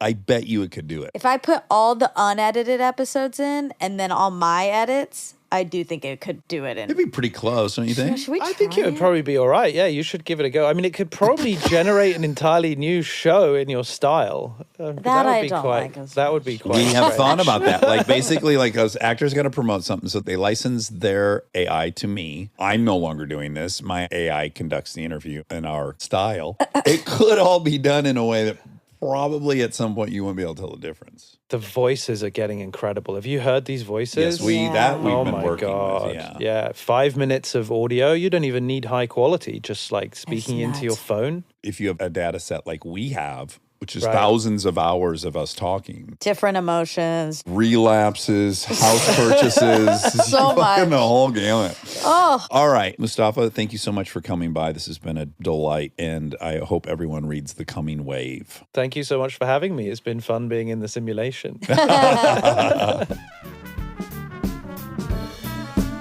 Next up is the fact check. I don't even care about facts. I just want to get into your pants. hi. Yesterday we hung out, Yes. and that's a wrapping it up because on the last fact check we said we were going to hang out this weekend. That's right. And we And then we successfully did. Yeah. And we didn't just hang out. We also went in the sauna together. We did. I really Don't like the sauna? no, I like Oh, it. good. a Because I lot. love it. I know. You don't want to like it? I think for some reason I don't want to like it. I think because you guys are so addicted to it. I'm like, Yeah, ugh. you feel left out of it. Yeah, I feel left out. There That's we go. that's the honest opinion. Okay. And you guys all have one, and Well, I insisted. You were trying not to go in it. Like, despite what you're saying, which is I agree that you feel left out. But I was like actively inviting you, and you're like, no, no, no, no. And then finally I was like, Monica, go get a bathing suit I didn't on. have a bathing suit, so I didn't want to like have to borrow one of Kristen's. Because what if she didn't want me to borrow it, and then now she's in this weird position where she has to say She loves letting people borrow it. her bathing suits. I know she does, but and she's very generous. So that, but I don't know. You guys had a plan, and then I popped in, and I didn't want to ruin it. Come on now. That's your shadow talking. Yeah, but anyhow, I immediately was like, you got to go in the sauna with us. We're about to go in the sauna. yeah, it was really fun, and I do feel so good after. Although then later I did get a bad headache, and I feel a little sick. Oh, okay. So Well, you probably didn't drink enough water while you were in the sauna, did you? I drank one of those whole Oh, Coke you did a blender things. bottle full? Well, the Coke ones. Oh, the big Coke cups. Pizza Hut cups. Yeah, and then I drank a lot of water when I got home. Maybe I'm just a little under the weather. That could be it as well. Who knows? But anyway, I did have so much energy after, and I was like, I like this a lot. And I'm going to probably try to get one at my house. Okay, but also why don't you just enjoy it with us more often? I could do that. I will. But also, I'm going to try to get one at my house. But we talked about this. I have fears around me going in alone. Right. So don't do that. Also, nothing's going to happen to you if you go alone. I go alone every I night. get so scared I'll get stuck in there. No, you're not going to get stuck in What there. if, you never know. No, There's no way. In mine, I'm going to have an axe in there just in case. Sure. If that makes you feel safe, Yeah. then do it. Yeah, I'm going to. Then you should also have a pair of shoes in there because if you use the axe, you're going to have to walk on glass. Oh, okay. A good idea. Right. And you should. Cooler for the axe so it doesn't get too hot. Yeah. No, I wondered about that. Will it melt or Scalding. something? It won't melt, but it'll be just too hot to scalding. touch. You're right. So you need a cooler and fresh ice every time you go in, and a pair of shoes, Okay. and safety goggles. And, when you smash the And I glass. want a panic button that Okay. calls this house so that if I'm dying or panicked You hit or the button on stuck, the wall. yeah, and then it calls you guys. Yes, and we run the 12 feet over to your house. Yeah. And I kick. How will I do this? How will you get in? I'll want to kick the door in, but I won't because then the glass will be everywhere. I'll just open it normally. Oh, okay. Despite it's my opportunity to be a hero. And in this scenario, you're acting like you can just open the door. I can, yeah. Remember on the plane, I had to really, really resist my urge to kick the door down because we were trapped inside the plane. Yes. But I knew the owner of the plane should kick the door down. Yes, but you But I wanted was to so Oh, I bad. was chomping at the bit like, I've been dreaming about this my whole life. We're trapped. I'm allowed to kick a wooden door down. I know. I'm proud of you for not forcing it and just like jumping in his way and doing it like a little 5-year-old. But what I was going to say is after we did our sauna, I walked out the gate and was walking to my car and I thought, wow, it'll be so nice when I live there and I can just walk into my house. Yes, walk 40 feet. It'll be so nice. Get out of our sauna and then walk and get in your sauna. Yeah. Round 2. And then I'll definitely die. Definitely die then. Yeah. So we're looking at an April 2025. For a move-in date. Yeah, that's the current status. Is that less or more than you had originally been told? Well, I was told 18 months. It's in the ballpark of that. It's a little more than 18 months, but that's to be expected. Oh, yeah. A Easter party? Is that what will be? Oh, we'll have missed Easter. When is Easter? Easter April? is April. March 31st. Oh, okay. April, March. So I will have just missed it. But Maybe I you'll also, get in early. No, because I don't. wanna be in Easter's not my thing. Why? You're very religious I know. and Christian. That's why, because people make a mockery of it. That makes sense. And there's like Cheesters. a bunny, and Christmas stuff. and Easter. Yeah. Easter 2024 is March 31st, but 2025 is April 20th. A full month later? Wow. Just because of my house? I think 'cause your Oh my house. god. 420. In honor of your house. Ooh, 420 is a pot Oh. smoking day on Easter. Yeah. Wow. Okay. Congratulations, Well, stoners. Easter belongs to Molly and Eric. We already know Hold this. on. What a pairing. A pot holiday when you have a basket of chocolate. Oh, that's nice. And This is- eggs. And, well, do stoners love eggs? They love eggs. Oh, I didn't Everyone know knows that. Okay, so what a perfect pairing. Mm-hmm. Only thing that could be better would be Halloween and 420. Yeah, candies. Candy galore. We all in this beautiful group of ours, we have different holidays. I think we've talked about this a little bit because I said I probably have to take Valentine's Day and then I'm going to have that Cupid party Right. because all the other holidays are taken. Who has Easter? Molly and Eric. Oh, they do duh. the big. But they're not doing that anymore, right? Well, they say that, but I think they will. He will, yeah. He can't resist. Can't resist he it. Can't help himself. But and that's fine again because I wouldn't pick Easter. Right. I It would didn't make grow no up with sense. Easter, so Yeah. it means nothing to me. Yeah. You know, my parents did Christmas because like It's fun. it's fun. And there's presents. Exactly. Yeah, and and a I tree. think they knew we have to celebrate this. Like that Yeah, we brought her here. Yeah. Yeah. She's really gonna and my grandparents, my mom's parents did Christmas when they moved here too. In Savannah. Yeah. Yeah. So that I'm grateful for. Yeah. But they were not gonna get on board with Easter. No, nor should they have. No. And Yeah. so we didn't have baskets or anything. Although they're pretty fun baskets. I do remember my mom got me one every year. I know, and I am jealous of that. Yeah. And you got kind of a present. I think we always got a pair of shoes on Easter as well. Yeah. Yeah. Pair of Nikes. But sometimes my mom would get me a Valentine's Day chocolate. Oh, yeah, yeah. My mom would always get me a Valentine's Day card. Will you be my Valentine? Oh my God, brag. No, Matt, I've seen you. I know, but I think my mom, there was like every now and then when they remembered. Oh, okay. So, And she never asked me to be her Valentine. okay. Well, she should have. No, she didn't. She didn't have time. Yeah.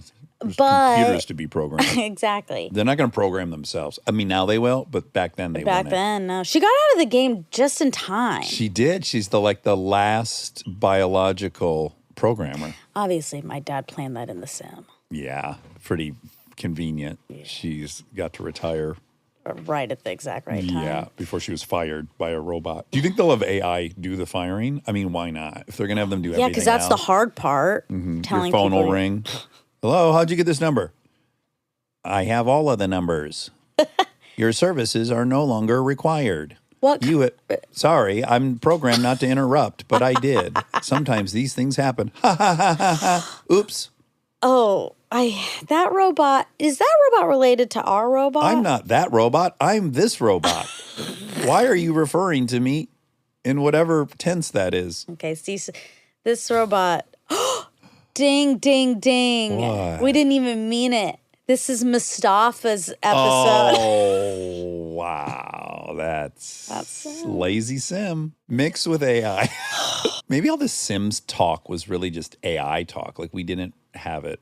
Well, dialed. AI is probably involved in the original place that all this is AI happening. definitely creates the sim. Right, but they use human bodies and human Plugged wants. in back Yeah. in Zanzibar, the planet we're all on.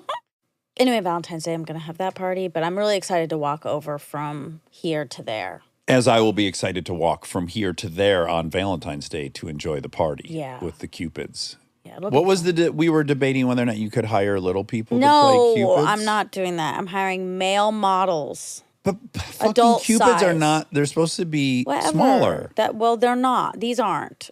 Then this is all I ask. Okay. If you're going to have tall Cupids, Mm-hmm. you better hire giants to come to the party to make the Cupids look smaller relative to the giants. Oh. So you're going to have to go through all the retired centers. You're going to have to find Manute Bol. You're going to have to find Vlade Divac. You're going to have to find, these are the players you got to assemble. Shaquille O'Neal's got to be there. Oh, that would be fun. And they're stationed by the Cupids. They can never be more than 3 feet away from the Cupids. Okay. I'll consider this. Okay. It's an expensive party. It's going to be pricey. I think to get Shaq to attend your Valentine's Day party has to be over $1 million for sure. Man, okay, I got to save up. How much would you, oh, here's a great game. Mm-hmm. How much to attend a stranger's Valentine's Day party? This runs the risk of being alienating. It does. It does. Do I travel or is it in LA? You travel. You got to fly. They pick you up at the airport, not a car service. And are they, is it a charity? No. It's a birthday, regular birthday. It's a regular Valentine's Day. Oh, I'm sorry. It's a regular Valentine's. Yeah. No, someone's birthday might be on February 14th. Right. But that'll be a coincidence. Are they creepy? Is it a man or a woman or a couple? This makes a Let's difference keep it for me. neutral. It's a family. Okay. Okay. The whole family loves you. They'd really love for you to be at their Valentine's Day party. They call, hi, Monica. Sorry, I got your number from one of your friends in Georgia. They don't keep it as tight as your LA friends, so we had to go through them. But the point is, we would love for you to attend our Valentine's Day party this year in St. Louis. Is there some kind of fee we could pay? We've saved up all of our money to pay this fee. Well, no, you can't say that, Rob. Then I'd go you'd for say free. No, but we're rich. Oh, okay. We're very wealthy. Okay. We don't want to brag, but we're very wealthy. Wealthier than me. We're the most wealthy people in St. Louis. But don't tell anyone. Okay, I won't. Okay. I'm gonna go. Now, you got to be careful, Monica, because you're going to say a price right now, and there may be someone in the listening audience that takes you up on this. So it has to be real. Oh, my God. This sucks, right? Because then you're going to, people will be like, fuck, I'd go to a Valentine's party for $10. Well, I know. Right? You've put me in a horrible position to sound like until a you huge reverse brat. it. But until you reverse it. We do know the richest people in St. Louis listen to the show, too. Okay. They've written in several That's times. right. Yeah. Okay. Just reminding people that this is a scale. The number changes depending on how much hourly. money these people have. Right. The hosts. Yeah, they're rich. This host is the richest family in In St. Louis. which is, there's money there. Oh, old money. Yeah. Yep. So I'm going to say 350. 350 grand. Yeah. That was a little higher than I was expecting. Oh, really? You wouldn't go there. Dax! Wait, you wouldn't go there for $250,000? I mean, You I would. But, Right. But So- I have to aim high. Oh, you're trying. I see what I have you're to trying to do. because there'll be some 'cause you're probably afraid someone's gonna- negotiation. Okay. So you're going to start at 350, but you'll close at 250? Yeah. Would you go for 200? I don't want to say. You got to say that's the point of this exercise. Fine, yes. Would you go for 150? No. You want it. 200 is the floor. Am I going to have any duties at this thing? Like, Well, do it I have depends to how much you speak eat on or the plane. anything? Got it. What That's if they're extra. Wait, what if they're they're like, you have to duty at our party? if I have to duty, that's 750 million. I'd actually take No, less if 750. I can duty at their party. No, if they're gonna make me duty, They're not going to. actually, if they're gonna make there's me two duty, different prices, it's probably. 1.5. If they watch you duty, That's a lot more. how much is that? Be real. Do they see my vagina? Or can I Yeah. put a blanket? Yeah? Well, no. They're behind you. You're squatted. Oh, they're behind me. Yeah, you're in. They have a grassy lawn, and they've made a little outside. ceremonial area, and they'll be behind you. So I don't think they'll see your vagina. Depending Can on I how cover it with a towel? your vagina. Yeah.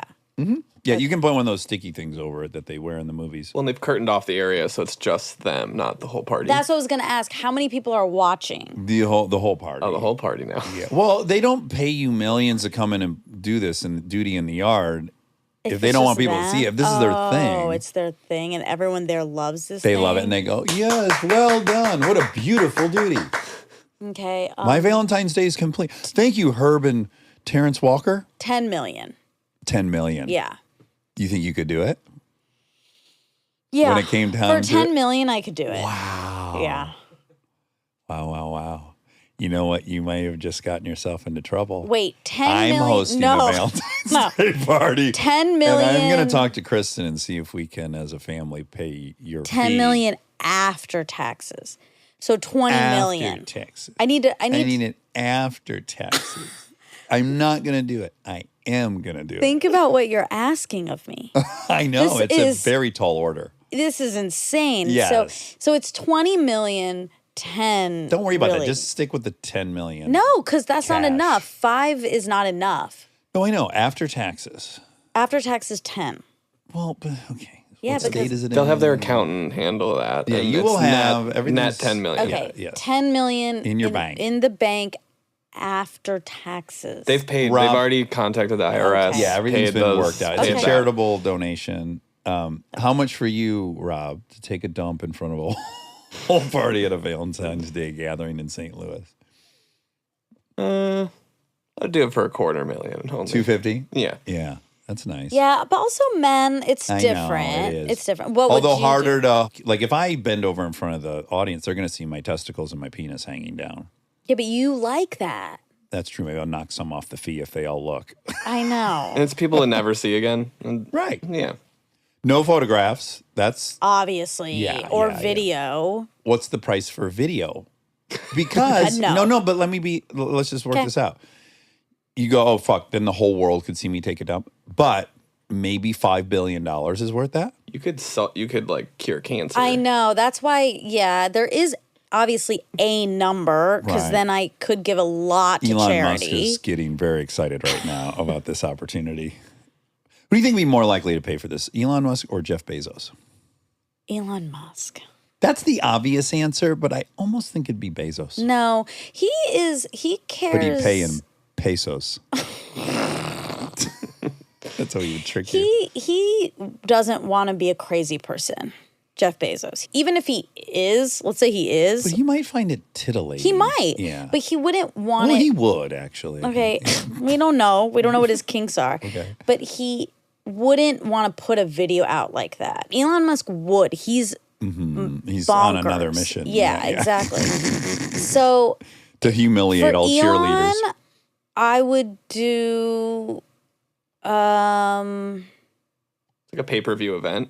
Oh, wow. live. That's Vi- interesting. oh That's really interesting, Rob. I like this wrinkle. Yeah, how much to do a pay-per-view event? oh my god.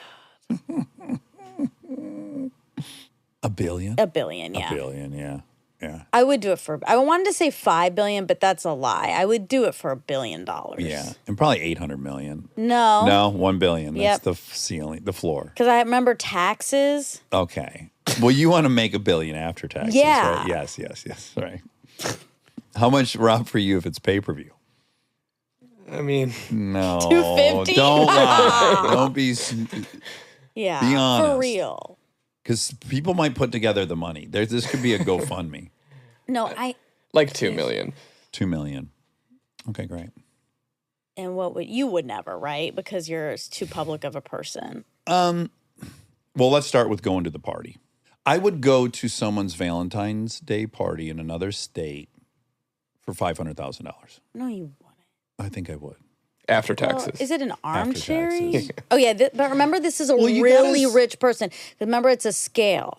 We might go to Right. someone's Valentine's Day party for free. No, we would, but yeah. this is a rich family that right. we don't know, and the it's going to be richest awkward. family in St. Louis. Yes, St. Louis's richest family is how they prefer to be called. But And they actually want to pay. Let's make that part of it, right? Because yeah, they're looking to get rid of some. It's too much money. they want to pay because they want it to be a service. Like they don't want you to be doing them a favor. They want it. Right. They send a jet and $500,000. I would go What did I say? 350. Right. Okay. Now pooping But they do have at to their pay house. for first class. Pooping at their house, no one watches. 500,000. But no one watches at all. Correct. Just using their toilet at the party. That's right. They want to know that I made duty while I was there. Yeah, for me that was $750. Right. And Yeah. now in their yard with the immediate family, the richest family in St. Louis, watching me take a poop is 300,000. $80 is probably $10 million. Okay. Yeah. And then for the world to see, I won't do it. You're not doing it. No, Yeah. 'cause I might wanna- Even $1 billion. Mine was whole $1 billion. world. The thing is, I'm good. Like, how much? What do I need? Okay, I have to cut that. What? Because everyone. No, Like I think this is the this is opposite of that. interesting, This yeah. doesn't sound entitled. To me, it's like, how much money do you need? I know. You know. But maybe you put it when you sold it to me, it was like charity and curing cancer and stuff. Well, no, that was Rob. Let's Well, be clear. he's at- I don't let's want you to cure any diseases. I want you to take the money and blow it on No, a yacht I'm not. and a plane. And No, sauna no. and buy the row. Just buy that. Buy it. No. Yeah, they If- work for you now. You tell them, I need a bathing suit. Well, I knew what you Good would going. spend it on if you had $1 billion. SPCC, the animal shelter. ASPCA. No, sentientbeings.org. Yeah, I'd revamp sentientanimals.org. No, I would only do it for that amount of money so I would be able to help people. Okay. Let's take charity out, no, I wouldn't do it. There's not a price. Okay. All right. For everyone to see. Yeah, Yeah. for pay-per-view. I missed one of the rungs, I think, which is the whole party watches. Because I said 10 million for the immediate Right. family, and I'm going to say for the whole party to watch 15. I'm going to kind of throw that in. That's going to be a little bit cheaper. Really? For me, there's a big leap between just the family and the whole party. To me, it's like you're already doing it in front of 5 strangers. Why not do it in front of 50 strangers? Now, the whole world and filming, now that's, Yeah. Do we also, get you know how I final feel about my cut? Do we butthole. get- Like, I don't want know. anyone to see my butthole. Final cut would be just don't use this. No, but I mean, no, because if they're like zoomed in and it's like, no, I want you to use a different You got to be wide. edit. I mean, we would agree on a lens size. Okay. Yeah, you got to be on a 35 and be at least 12 feet away. But Yeah. 8K. I mean, oh God. Okay. Oh boy. Okay. Well, we've done that long enough. I'm sure people are throwing up in there. I hope someone in St. Louis is drafting their letter to us. To be honest, I'd love to get this money off. I of would actually too, because that house Pay your is house. burning yeah. a hole. Yeah, I know. That's why. That's why I thought you were uniquely vulnerable right now to this I conversation. am. I'm gonna raise my Valentine for the richest family in St. Louis to 400,000 Okay. party. Okay. You'll go for 350. I mean, just no. I know you. But will. they do have to pay for my first class flight. Mm-hmm. And yeah, pick me up from the airport and drop me off. And probably a hotel. You don't want to stay with them. Oh, good call. Or do I leave same day? Same day. Yeah. Well, unless you want to see St. Louis. I don't want to stick around St. Louis after I've done that. Oh no, if it's regular Valentine's Yeah, Day you want party, to go yes, see I the do. Gateway to the West. Okay, the Arches. 3 nights at the Four Seasons St. Louis. I don't know if that's real, if that's a real place, but That's a good question. They got one. They got one. Yeah. okay. All right, then Downtown so LA. 3 nights, So you'll first do it for class 300 travel. if they do. No, Dax. I'm just trying to get realistic. No, here. I want as much as I can get. I know, but for the 3 nights at the Four Seasons and first class airfare, stop by a party. You're doing that for 300 grand. You just don't think I'm worth 400. No, I definitely think you are. I'm going up trying to, get to what 750 again. Well, you're doing want- market value. He's trying to get to the philosophical answer. I'm trying to get to the real number. Someone offers you that and you say no. So if someone calls and they're like, "Will you come to our party? Airfare." Let's be honest. I'd go for 100,000. Oh, well, wow. Okay, now we're here. Can we be extra honest? I'd probably go for 50. Okay, with the airfare and Yeah, the hotels. if the hotel and then actually no, 50 is too low for that. 100. Okay. Okay, great. You mean now I feel bad about myself? Stock just went way down. It did. You ruined my whole stock. And also, you offended everyone who would probably cut off a finger for 50 grand. The whole purpose of you asking this is that this richest family in St. Louis St. Louis's richest family. That's what they prefer. is a huge fan of me. Enormous. So it's not just like price is no object. and price is no object And price is no obstacle. and price is no But option. price is an option. Well, if it's an individual versus a brand, does that change? So if like Gap Kids wants to 100%. Well, I imagine that this richest family in St. Louis richest family St. Louis's richest family. is akin to a Gap. Like that's the amount of wealth we're working with. So I'm back up to 3 and I am not budging. Okay, great. Okay. I think you're going to get it. I don't think I'm going to get 10 million. 500 grand. But Yes, I think you you're going to are. get 300. You- Not to go to a party. Well, that's why I asked if there was like speaking and stuff. Because if there was No, it's just speaking and stuff, hang. it'd be more. Just chit chat, small talk, have snacks. But it sounds great, actually. Yeah, it I wish sounds a really ton good. of people would do this. Yes. And I could You just could do like this once. rack up Yeah, once a week. once a month. No, if you guys want me to come to your Valentine's Day party, I might come. Well, let's just free. put it this way: we fly around the country to do shows where we make much less, so we do that. So I guess in reality, we probably. But not for the richest. No, that's because But also, we armchairs want to are. do that. We want That's why to. that was a bad analogy because we want to go do a live We show. want to, and people are paying. Like people. Real people. Yeah, and this is Gap and also the St. Louis's richest family, so that's different. Anywho, okay. Well, wow, covered a lot. Look at the time clock. Ooh, do you think they'll pay for my glam and my wardrobe, and I get to keep the wardrobe? Oh wow, this turned into a commercial. It's inexpensive. Wow. Okay. I don't want to be picked up. I'm glad you brought that up. I don't want to be picked up. I want you to rent me an Escalade. Okay, let's continue. I want to be picked up. Right, you do, but I don't trust anyone. And I don't want the person to talk. Well, I don't think you want to say that out loud. Why? Wait, actually, this is an interesting conversation. I'm going to be honest. Okay. In an Uber Yeah. or a pickup situation, well, I have a few exceptions. We know some drivers who drive us every now and then. Yeah. But we know them. Yeah. And so I like talking to them. Yeah. But the stranger, I don't love. I hate small talk. Yeah. I'm not. Which is why ready to- you have to pay me $300,000 to do it at this party because I don't like it. Well, that's what's funny is I'd almost rather have to go give a speech in the backyard at the party than mill about and do small talk. Oh, but it's the pre-planning though of the speech. I'm just saying, as uncomfortable as it is to have to make a speech, Yeah. random small talk does scare me. Yeah, small talk is awkward. Some people are great at it. I was just with Aaron and Aaron in Michigan. And Tyrell, I was taking note of it. He's so good at small talk. I Yeah. couldn't believe the moves he was pulling Oh, because wow. we were interacting with a ton of strangers on that trip. What did he give us some tips? God, what just like his enthusiasm about anything they were saying. He was so good at like being very enthusiastic and like nice. just thinking of questions really quick to ask them about themselves. I was really kind of blown away with it. That's And I nice. was like, that's such a skill. You're good at it. And by the way, I'm not to be braggy, but I think I'm good at it.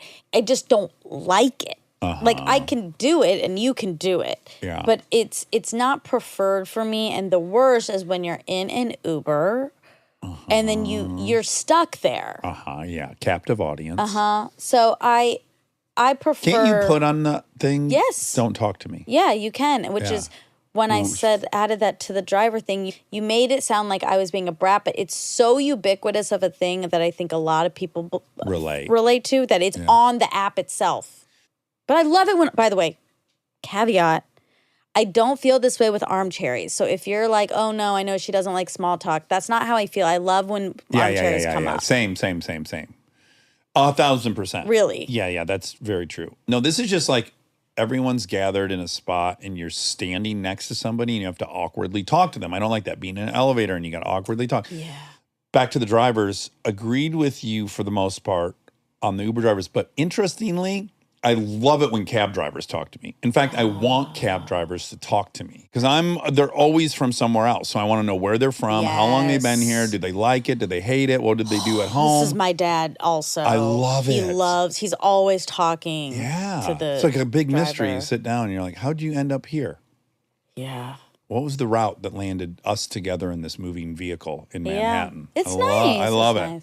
But Uber, I'm like, I know what you live here. You give my dad like 2 beers. And he'll. The cab ride home is just like a non-stop chatter. He and I should take a trip together and I have some know. kingfishers. No, you're not allowed to have that. Even on a trip with your dad? No, even What about that. in India? Do you think I'm an addict in India? Yeah. Maybe not. Yes. Go back to the motherland. Something might work. Not your motherland. Well, your motherland. Yeah, A motherland.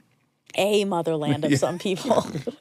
Never did have a kingfisher. I mean, that feels Speaking of, you crazy. gave me a good compliment. Which one? Ding, ding, ding, the sauna. And it's a ding, ding, ding, my motherland. You said I can take the heat really well, and I can. yeah. And it's because of my Indian roots. Because you do the sauna once every 3 months. Yeah. and you hang in there for the 20, no problem. I can tell you could go longer. Yeah.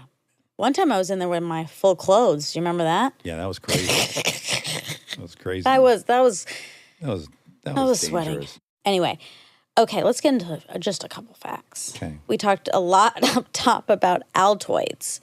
Oh, correct. Yeah. Yes. And we were praising them because we assumed the tint hasn't changed. Right. But then we thought, it could be retro. It is. It has changed. It has changed. Over time, but it still keeps a lot of that essence. Okay. It's similar to the old one. And you knew they were curiously strong, right? Mustafa didn't know they were I curiously didn't know strong. that either. But it was created in the 1780s. Whoa. Yeah. Holy smokes. Is that the oldest company in the world?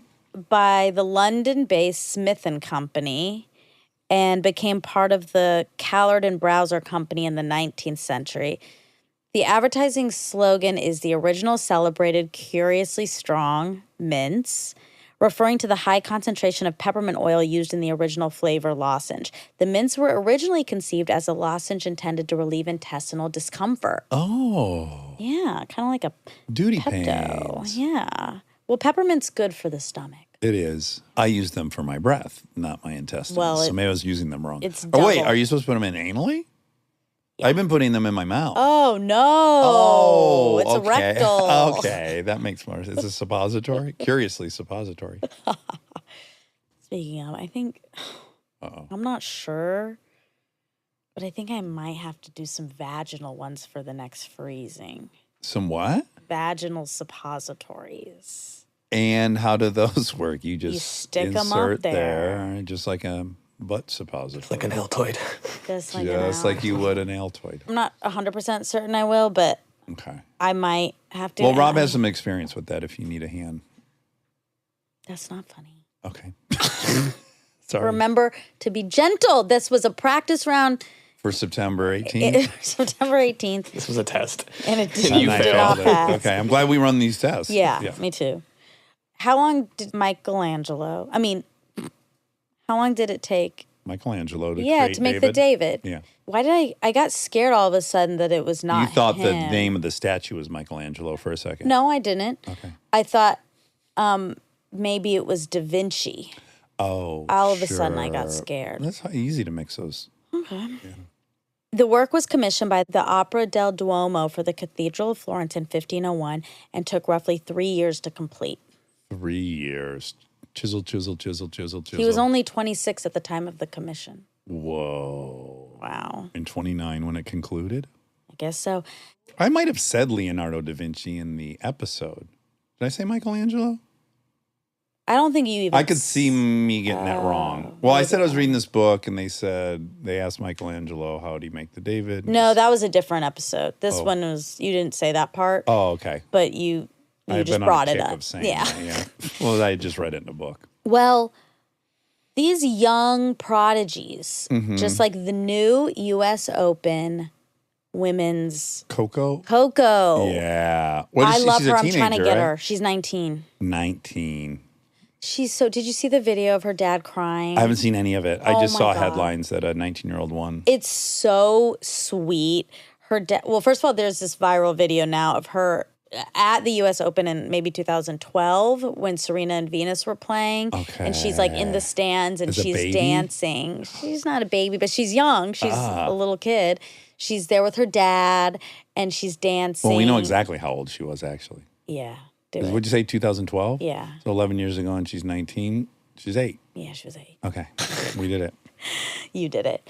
And she's dancing in the stands and then you see this like full circle moment. It's so beautiful. You'll probably cry when you see it, I hope. I just love dads, you know? Yeah. Like this dad took her to the match. Obviously he's invested in her and Dream. yeah. And then got to see it. Yeah, this is the one of her dad. It was the first time I've ever seen my dad cry. He doesn't want me to tell you all that.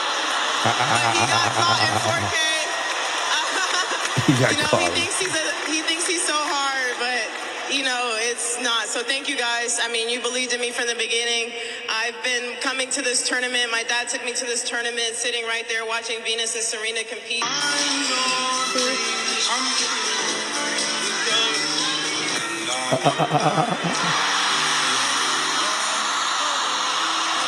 Oh my God, it's so we love those heartwarming. stories. God, Oh God, I we love just it. love them. Okay, the nuclear powers. Okay, 9 countries hold nuclear weapons: Okay. U.S., Russia, France, China, UK, India. Pakistan, India, Israel, North Korea. Mm-hmm. Overall inventory of nuclear weapons is declining, but the pace of reductions is slowing compared with the past 30 years. Moreover, these reductions are happening only because the U.S. and Russia are still dismantling previously retired warheads. U.S. and Russia overwhelmingly have the most. Yeah. It's like they're both in 5,000, and the next closest is 400 with China. Wow. Does everyone get scared when we talk about this, that like North Korea is going to listen and then get They only have angry? 30. Well, don't say that. Then they're feeling like really defensive. Well, it's good that they only have 30 because they probably don't want to waste any. But they might Like want us, more. we could waste a bunch. Oh, God. But I think he's going to visit Putin like He right is. I know. Yeah, I yeah, saw yeah. that. today. Fucking They're hanging out. Okay, now we're going to watch this other video. Oh, okay, great. You know, if you were to follow a busy doctor as he makes his daily round of calls, you'd find yourself having a mighty busy time keeping up with him. Time out for many men of medicine usually means just long enough to enjoy a cigarette. And because they know what a pleasure it is to smoke a mild, good-tasting cigarette, they're particular about the brand they choose. In a repeated national survey, doctors in all branches of medicine, doctors in all parts of the country were asked, "What cigarette do you smoke, doctor?" Once again, the brand named most was Camel. Yes, according to this repeated nationwide survey, more doctors smoke Camels than any other cigarette. This makes so much sense. Why not change to Camels for the next 30 days and see what a difference it makes in your smoking enjoyment? We only have to See give how us 30 Camels agree days. with your throat. See how mild and good tasting a cigarette can be. That makes so much sense. I smoke Camels. Oh, wow. And you're Yeah. this doctor smokes Camels. That's right.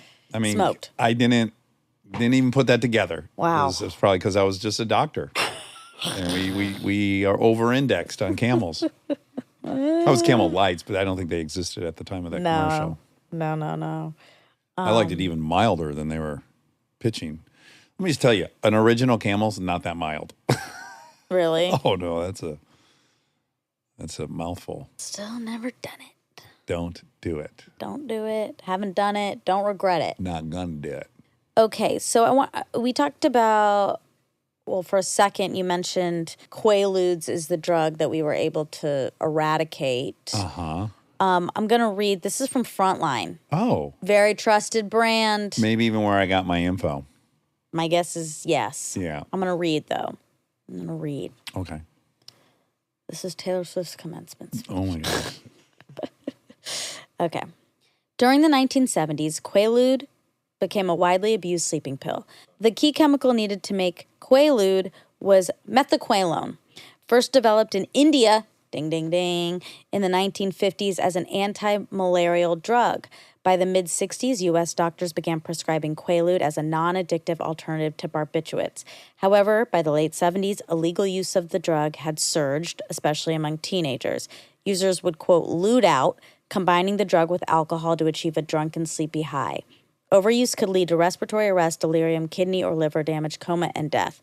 As the abuse reached its peak, it was linked to overdoses, suicide attempts, injuries, and car accidents.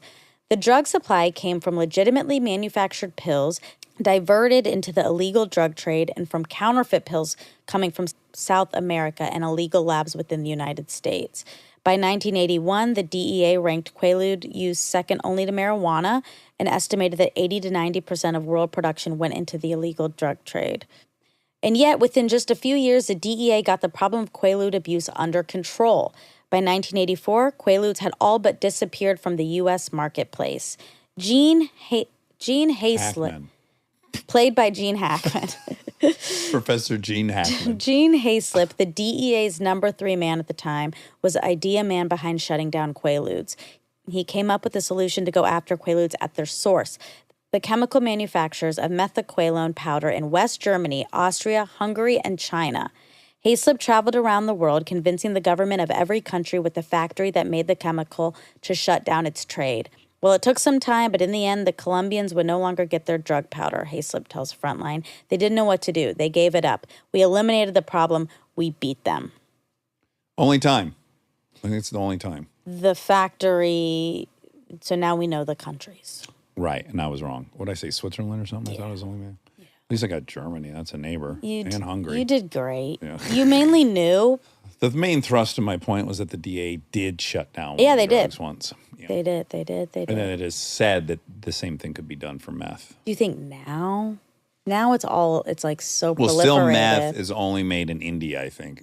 Manufactured. What they need to make crystal meth is still a very, very complicated. Not them taking Sudafed and making meth out of it, which you can do it in a garage. Right. But the precursors to all that are only made in India. And so, yeah. So, you definitely can't go to the motherland and have Kingfisher. That place is full of meth. Well, I don't know if it's full of meth, but and it's full of Quaaludes. Well, methaqualone. One of my great regrets is that I never got to try. No. That's everyone. Everyone that likes drugs has a fantasy about Quaaludes. Really? That's at my age. Didn't you watch Wolf of Wall Street? That did not look like an attractive drug. From the outside, but I think on the inside it was fun. That's interesting. For someone who cares a lot about being attractive, I'm kind of surprised that you don't care about that. Well, I wouldn't go out to hit on someone and get looted up, but maybe in the evening or sitting around the couch with the boys, who I didn't care if they saw me drooling or burning my fingers with my cigarette, my Camel Light, because I'm a doctor. Oh. You know. Wow. My father was very into them. I think maybe just because Quaaludes? Oh, yeah, he loved Quaaludes. Really? Everyone in the 80s did Quaaludes. And did you see him look all funny like they did in Wolf of Wall Street? I never saw him, to my knowledge, looted out. Oh, really? No, just drunk. And, who knows? He did coke, too, so I don't know when he was on what. Yeah. I was a child. That's it. That's it. Mm-hmm. That was juicy. A lot of theoreticals. A lot. I wish you would have caught me. We used to play this game when I washed cars. For the 14 years I washed cars. Because it's so boring. We washed cars all day long. And we would play this game. And the things were like insane. Eat a pile of dog poop. I would do fucking anything for $100. I know. I mean, anything. Well, this was interesting. I don't remember if we've talked about this already. But we had an interesting group conversation on a trip this summer with our whole pod, because it was right after the submarine incident. Right. Mm-hmm.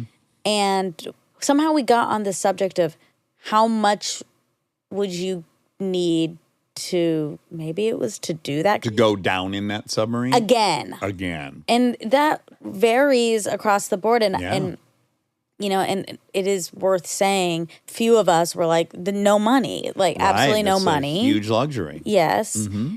And then I overheard one person in the group saying, it's interesting how this breaks down. Who's saying yes and who's saying no obviously correlates to how much money you have. Yeah, it's exactly like whose kids play football. Yeah. Whose kids do, it's all across it's everywhere. Our society, yeah. Money is so It's so funny because, and it's so, on one hand, of course, you can't blame anyone for wanting that freedom. And I certainly would have gone in that submarine for pennies at one time. But what's crazier is that any of us would do anything that would potentially take us off the planet for money. I know. Is a bummer, even though most of my life would have done almost anything for it. But it is, on the surface, it's really a bummer. It is. That's kind of how I felt. I was like, this is such a bummer that these people that I love. This thing has only existed for 5,000 years. This whole thing, money, didn't even exist 5,000 years ago. Out of 300,000 years. Yeah. I guess it just feels heightened because we're all in the same group. So then to see it break down like that, and to see some people who I love, like, yeah, if you pay me this amount, I do that. I'll and I'm roll like, the no, dice. you'll die. You will die. You are not allowed to do that. Yeah. And they would. Yeah. Money is. There's a lot of tricky. dads, maybe some. I just know dads. There's a Never lot of met anyone. dads that would die if it gave their family a ton of money. Oh. And they would is do that and not so- realize that the family would never, ever want the money. But I know Exactly. several dads that would. I've heard many talk about it. Oh my God. That really breaks my heart. Yeah. It's just so backwards. And obviously you're not even taking the time to put yourself in that position, because you would never want your dad to die. Like, who would want their dad to die, even The if it meant... Mendez brothers, but yeah, with Well, exception okay, of. we're not talking about abusive parents. No, like, that just makes me so sad. Yeah. It's kind of an Easter egg for another sad episode coming up. Oh, yeah. It's like the things you'll do Yes, yeah. to feel societally. To have status Loved and- yeah. be worthy of love, yeah. Oh, Okay, let's talk about St. Louis. Let's clear the Okay, palate. so I'm I'll see pooping you in there. public. Listen, I know that Monica's 350. Did you say 300? 750. No, it was 3. It went down to And I'm 100,000. 500. No. Here's the point: is right now you're 350. I'm 500. Yeah. You can get both of us for 750. That's $100,000 savings Okay. if you get both of us to come to the Yeah, party. because that'd be fun. Yeah, then it's fine. Then we do it for free. If I get to go with you, then I'll just go. Don't tell them that. No, remember, they Still want to pay. Oh, right. They're dying. to Yeah, pay. they Wow. have to, actually. It's Okay, the legally. law. Yeah. Okay. Love you. I'll see They you there. love you.